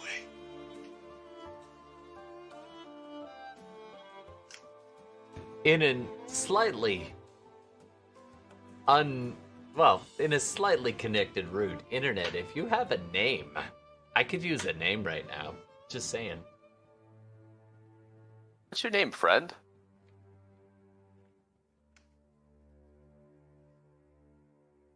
My name is Teague. Teague? Teague. Teague. I'm I'm Talithar. And he's Toric. That's like 3 guys. We're like triple T. Yes. My cool underlines it in the book. Triple T. Yes, Triple yes. T. Underline that, Toric. Indeed. Teague. Yes. Teague. Teague from the Believers. And I just make a note of that to him to let him know that we know where he's from. How did you ever join up with such a interesting group? Teague of the Believers. Well, when you look him straight in the eye, and he tells you, you don't say no. No one can. We do. I say no all the time. He does. I do. He does too. And I do. To him, what? and when he finds you, or you find him, if your paths cross, everything you cared for falls away. And it doesn't matter. Who is him?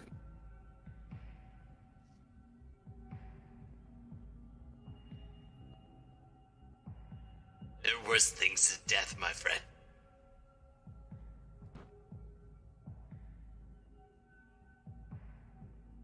Sure, like bad ale. That's worse than death. Like, come on. You're not allowed to tell who this person is? Spooky man that's supposed to scare us? Is he like a big believer? He's the biggest. Biggest. Always has been.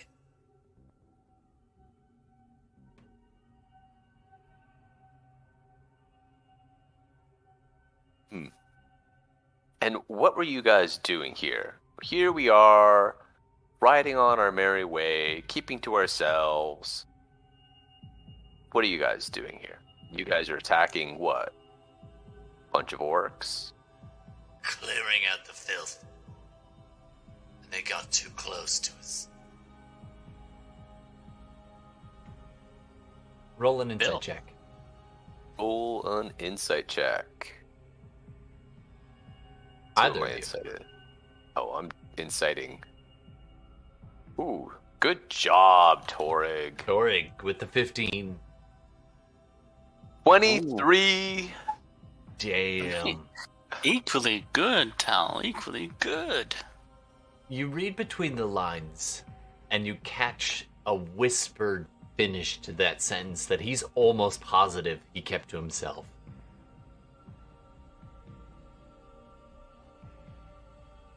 His lair. He meant to say his lair.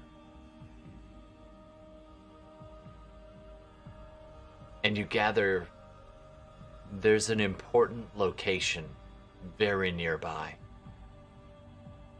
And the orcs were getting too close. Is it 30 feet to the right? I'm sorry. It is now! Just go by our survival rolls. Okay. Whatever. Huh.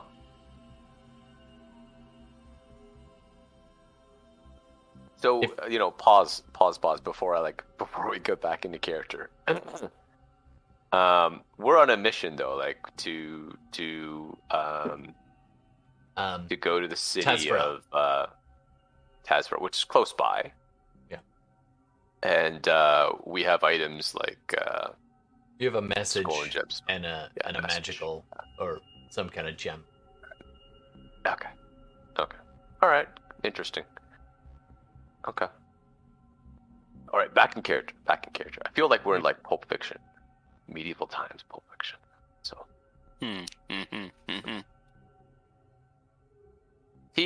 gonna need to discuss with my my companion here. Don't go anywhere.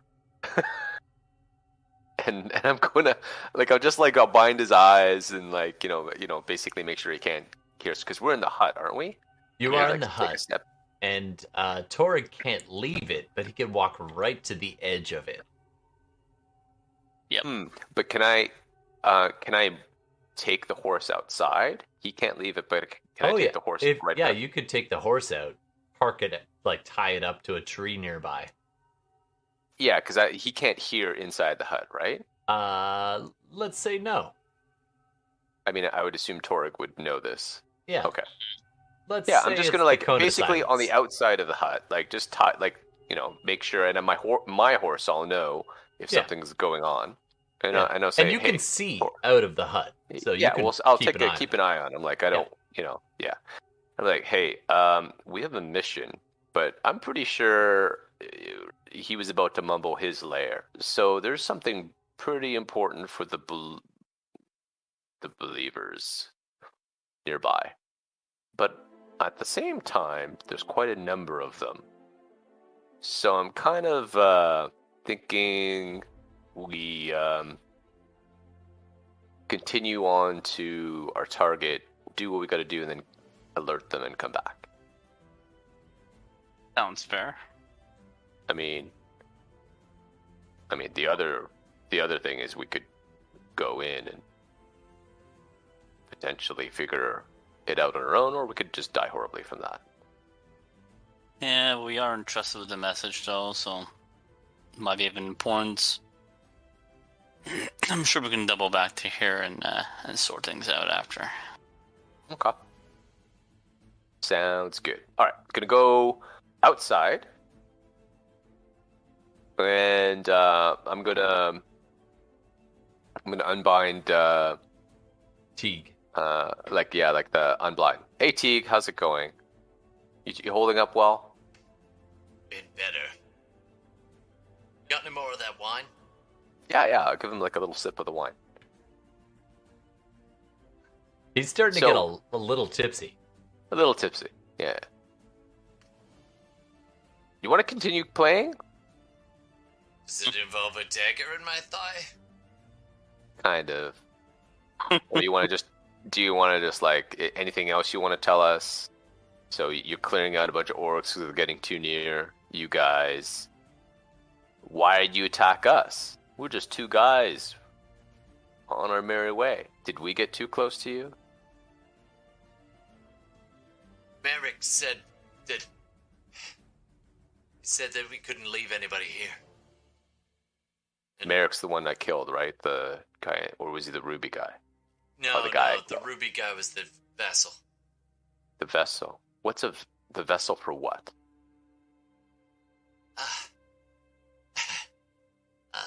Come on, Teague. You can tell me. Do a persuasion check. I'm gonna say flat roll. Flat roll persuasion check? Okay.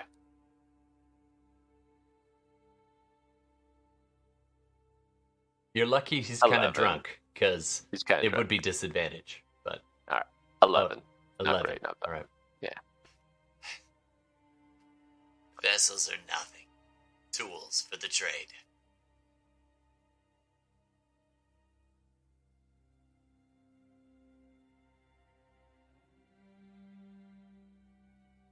Torek, do you have any other final questions? Whoa. We could keep playing. We don't need any final. What kind of tools for the trade then? He's dead anyway, and so am I if I don't. The vessel That's the spirit. was Merrick's pet mage. Oh. Because you, Inquisition, you don't believe in magic, but you Oh, we believe enslave in magic users? it. We just You don't believe in using it. don't trust it You don't trust it. Oh, We unless you use it. enslave it. as a Oh. tool when we need to. As a tool. Oh, okay. And Merrick was the handler. I'm just a bit of muscle. Caught in the wrong place. Just like you, friend. Oh, we're friends. We're all friends here, and I give like Teague another sip. You get this one for free on your insight. Torig, every time you speak, this guy's like a little bit. He really doesn't like you, and like he sees you in your robes and magic. But he somewhat. There is a bit of a bond between the paladin, at least a little bit more comfort working with somebody who's a melee, He doesn't- or a martial. Yeah. But If he does anything, not like mages.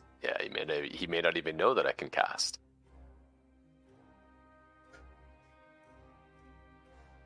Right. What is it that lets me walk away from all this? If there is anything. I've already said too much. You know what? You tell me who this guy is, I'll let you go. Straight up. Not like even like, oh, I let you go and kill you and that's my way of letting you. No, I'll let you walk out of here. He will. Teague looks back and forth between the dwarf and the half-elf. Unlikely company, but thinks for a little while. What the hell? Maybe he's not even listening. Come here. If you're afraid that he can listen, we can you could write it down. He motions towards his bound hands, which are basically Yeah. hanging underneath. Yeah, I actually like I'm gonna start to I'll Sure. unbind him and I'll let Sure. him like and I'll be like, You bring him back into the hut? yeah. Okay. He's kind of rubbing his wrist and kind of limping a little bit. The dagger wound is somewhat healed, but it's still there. And he's Yeah, like, mostly heal. Yeah. Alright. You didn't hear it from me.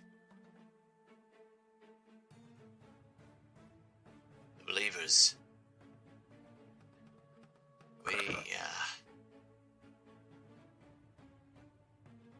We follow the orders of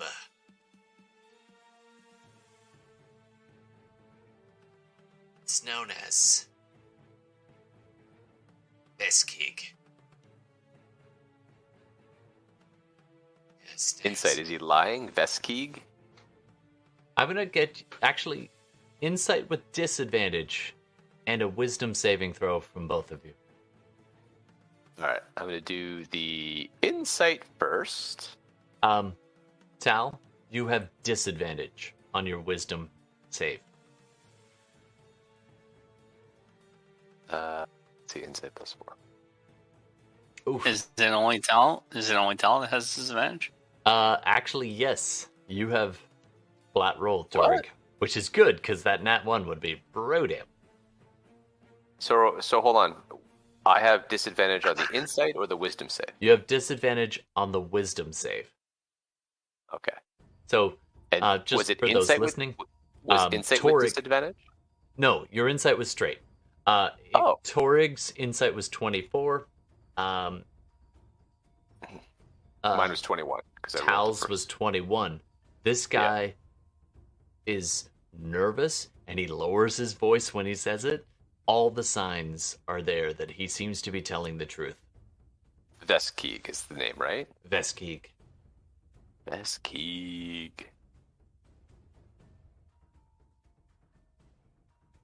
Okay.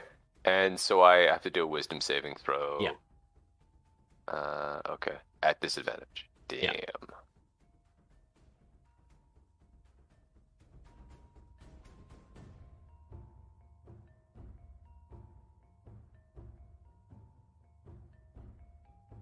Ooh, that 20 would have been nice.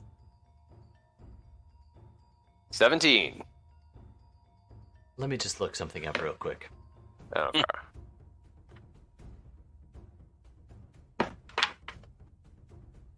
So, Torig, you got an 18, and Tal got a 17. Okay, one sec, please.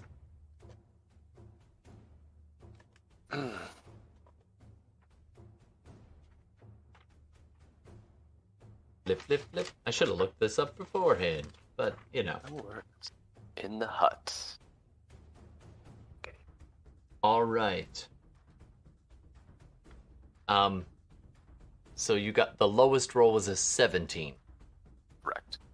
All right. There is a moment where, and you've been traveling, it's been daytime, and all of a sudden there's this oppressive, almost shuddering dimness outside of the Leomund's tiny hut. It's like the sunlight gets turned down and dark falls prematurely. And all around the woods, you get the impression that all these creatures are watching.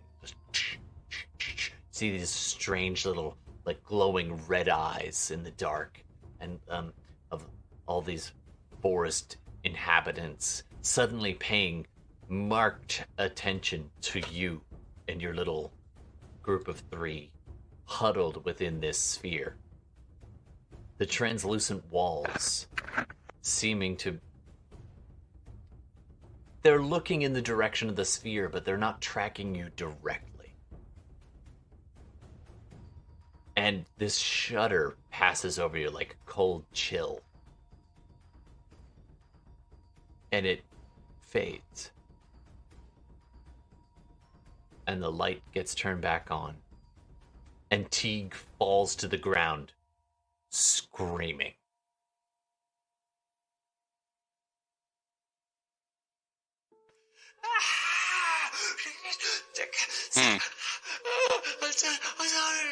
I'm sorry, my lord. And he's like doing the scramble around, clutching at his neck. Yep. Well, that was a little uncomfortable. And then it fades. And he's just gasping on the ground.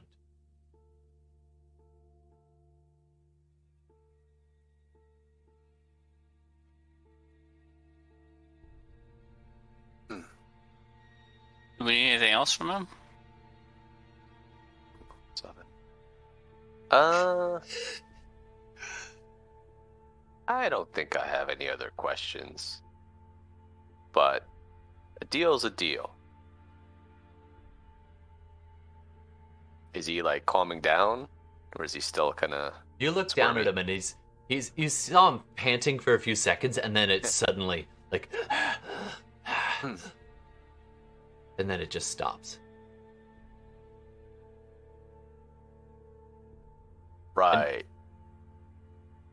Are you getting it together, Teague? No reply. No. Is he awake? Is he looking at us? Or is he... You look down and his eyes are locked at a straightforward position, off into the forest, and he's got his hand kind of up under his, like he's been trying to, and he's just... Is he dead? You can roll a perception check if you... Actually, I'll give this to you for free.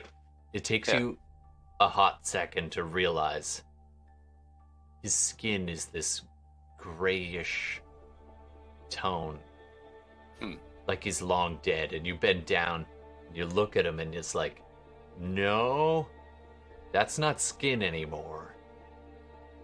That has a look more like stone. Huh. Almost freezing firebolt on him. I'm gonna... Alright. I'm going to do another lay on hands and cure of disease. You bend down and touch the firming up arm, and for a second there's a little bit of a give, like of muscle, and then it's hardening right underneath your grip, and you pump a 5-point heal into him of the cure disease, and it doesn't seem to slow the effect. As you see his hands underneath his skin, like his neck and his face are already that mottled gray, and you see running up the arm just this pattern of gray stone supplanting the flesh beneath, and his hand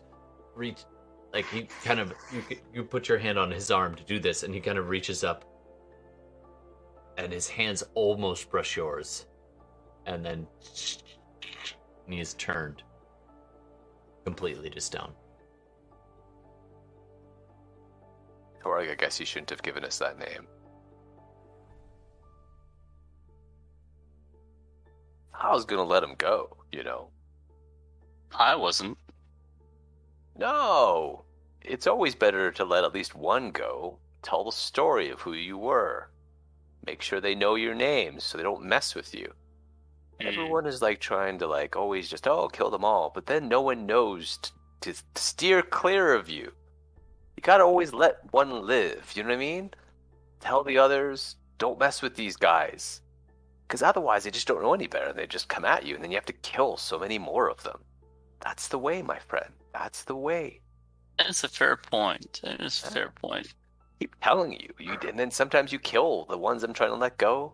Like, no. You gotta let at least one go. Right? But can we develop a brand of something, that we can... It is our brand. No, I mean, basically brand a person, add emphasis, Well, I was thinking about doing that. I've got branding smite. You've seen me use it. Remember there was some like invisible thing and they're trying to hide and I smite and then we saw it. Like, remember in the war? Yeah, exactly. Something like that. So yeah, I like it. That's a good idea. We should let them go, but brand them first with our mark, like cattle. Yeah. Yes, you know exactly. What we're gonna do? We're gonna go in the next town, and we're gonna create our own symbol. So that, because like it's hard to remember sometimes, Torig and Talithar, like double T something, but we need to come up with our symbol. Right? We let one go, and we brand that person. And then everyone will see the brand and they'll know. I'm going to think on this. All right. But in the meantime, I think we should get out. You're right. Yeah, we should get going. Yeah, exactly. All right. So we're gonna go to our horses and start So leaving. you mount up. Yeah. And the dome just fades away as soon as Torek steps out. You mount up and it's approaching afternoon now, but there's still a chill in the air that wasn't there before. And you're looking down towards the city, and it's probably another day or so, maybe a bit more, a couple days probably south from here. But you look off to the west and you can see the thick black smoke has started to thin a little bit where the orc settlement used to be. So you're choosing to head on to Tezrel? Yeah, I think so. But I think we're gonna want to leave a marker here. As opposed to all the dead bodies? Yeah, but like things will get the dead bodies. I mean, I think like we're gonna want to leave, like we're gonna want to make some type of marking, or How like about- not even a marking. How about a but, statue of Teague? a statue of Teague. Like we're gonna want to at least kind of on a piece of paper, kind of like coordinate like where we were, because we know we're near the lair, somewhere in the vicinity between here and the orc encampment. We just need to find like more of our people who are better in the forest. A ranger, maybe, perhaps, and then returned for tracking. But we are not trackers, and I recognize that we've stumbled into a trap once, and could happen again. So we were lucky that they were nowhere near our match. But that can change. Have you given thought of using Mr. T as a personal brand? And no. Yeah, but then Mr. T. who's Mr. T? Like I feel like Mr. that's T. copywritten. T's. There's because there's two of us. We're like the T team, A team, AT team. the TT, double T. We'll think on this. And they ride off south towards Tazrel.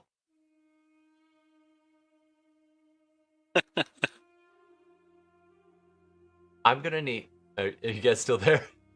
Yeah, I'm still I feel like Gordon just froze. That is a good freeze. Actually, that's funny. I think he's frozen, isn't he? I almost wanted. All right. So you guys ride. Oh, there he's back. He's back. He's I'm back. back. You guys were free. Okay, I probably had an internet hiccup. All right. Yeah, the interweebs did not like us for a minute there. That's all right. So, the two of you ride off south, carrying on your conversation of branding, and your voices echo in the forest as you leave. And behind you, this statue of this fallen cultist reaching out. And I think that's a pretty good pause point for tonight. I get terrible twos. Terrible twos.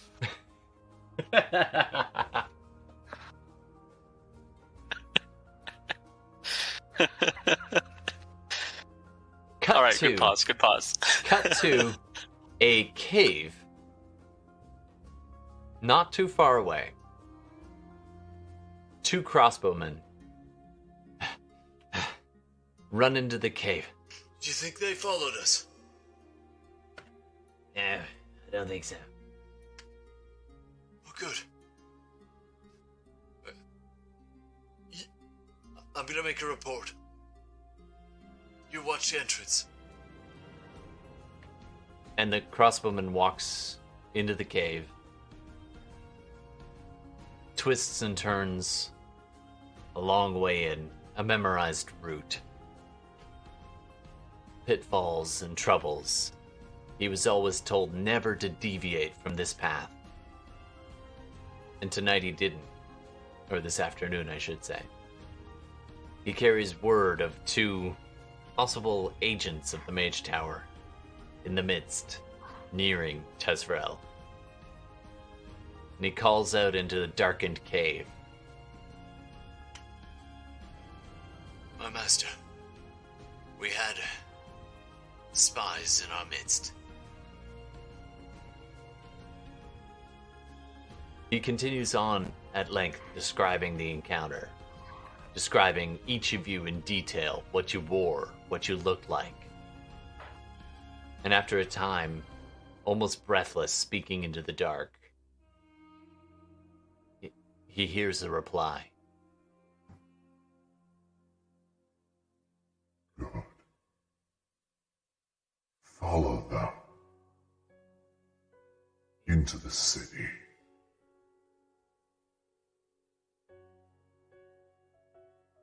And when the time is right, bring them before me.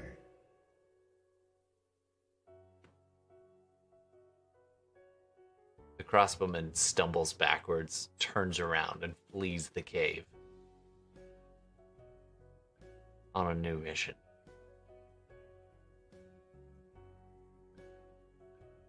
And that, I think, is where we're going to leave for tonight. Perfect. Well done, Todd. I think that was All right. it was a good part of a one shot. Yeah, that was intro. fun. I'm super glad we good managed intro to into cram it in. something, yeah. Thank you so much. And thanks, guys, for playing. I was jonesing. To play. I have all this time, and I was just like, oh, I can't play. So thank you both. That can easily I don't know how you have the campaign plan, but that could easily transition into the opening of the campaign. Oh yeah. Oh, absolutely. So we'll see where things go. Tonight I was thinking this might set the groundwork, or it could just be a literal one shot, and it really came down to a couple of key decisions. Your decision to I don't know if we'll ever meet these two again, but your decision to carry on to Tezrel saved your goddamn lives. I'm just gonna say that right up front. Awesome. Although you guys mopped the floor with those guys, but I feel like I hurt Torrig pretty good. Yeah, it's I'm just curious, DM courtesy, how many hit points did you have left? I had 27 left out of 37. Oh, you were fine. That fear, those two fear effects were clutch. Oh my god. I was just like, well, this is not as hard as I thought it would be.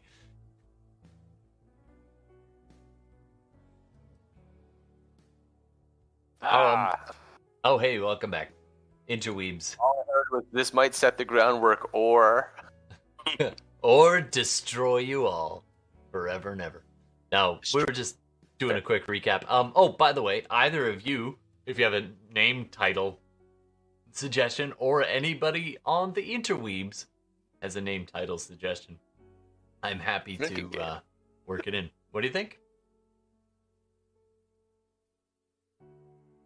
Did he do a one-liner that I missed and then he left?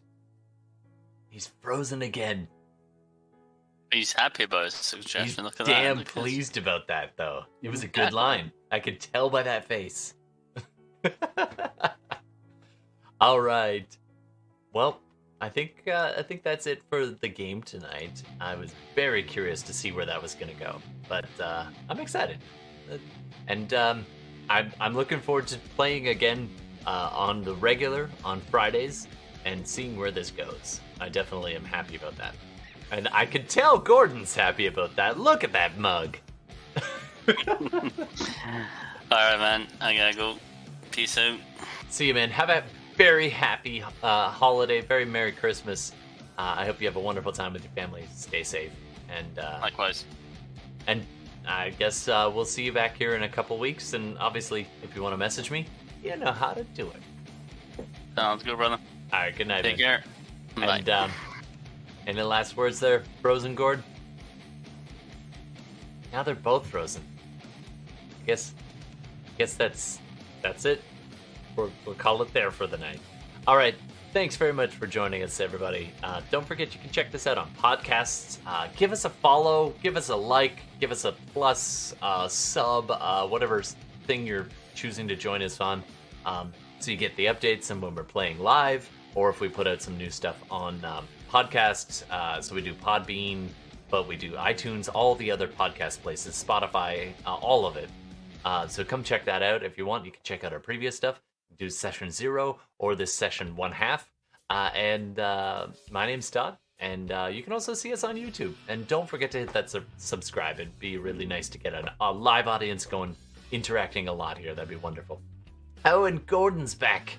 Gordon, I was just giving the wrap Damn, internet's crapping out. That's all good, man. It's all good. You moved to the boondocks, so that's what you get. Yeah, I know. I actually have fiber op here. Yeah, you got pretty It's good normally internet. pretty good. most of Just the time. tonight it seems to be hiccuping. Weird. That's weird. Oh, I just realized I left on a couple of my things I should turn off. Maybe it's me. Maybe it's me. So did you have a name title suggestion for tonight? Yeah, drinking game. Drinking game. Oh, that is good. That is good. Drinking game. I love it. I love it so much. All right, thanks so much. All right, I was just signing off and saying goodnight, but I do hope you have a wonderful, happy holiday. And with you and too. your family, stay safe, stay healthy. Same to you. I'm really You excited. guys are down for a game next week? Let me know. I might be actually between. I'm doing a bit of travel for Christmas, but I'll be back, and we'll see on the thumbs. But and then Friday the 7th is our first live game for officially session 1. Yes, I sent you my character sheet. Yeah, that looks cool. I'm looking forward to figuring out how to work that in. I was actually going to play one of the characters at first, but I was like, well, I don't know if this is like set in the past or not, and like that would have been weird. But like, I figured, you know what, I'm going to go this other route. No, the way things worked out, this is very contemporary, and actually, like you said, this could lead into that game. Yeah, cool. I'm cool. excited. Couple of faction agents going through and stirring up the shit. It's gonna be good. All right, man. So thanks very much. I'm just gonna end out the thing. If you want to hang out, I can hang out a bit. But yeah, sure. All right, stick around for the credits for all the Creative Commons music, and don't forget to like and subscribe and all that nonsense. And thanks very much. Bye, everybody. Have a happy holiday. Stay safe. Cheers. Happy holiday.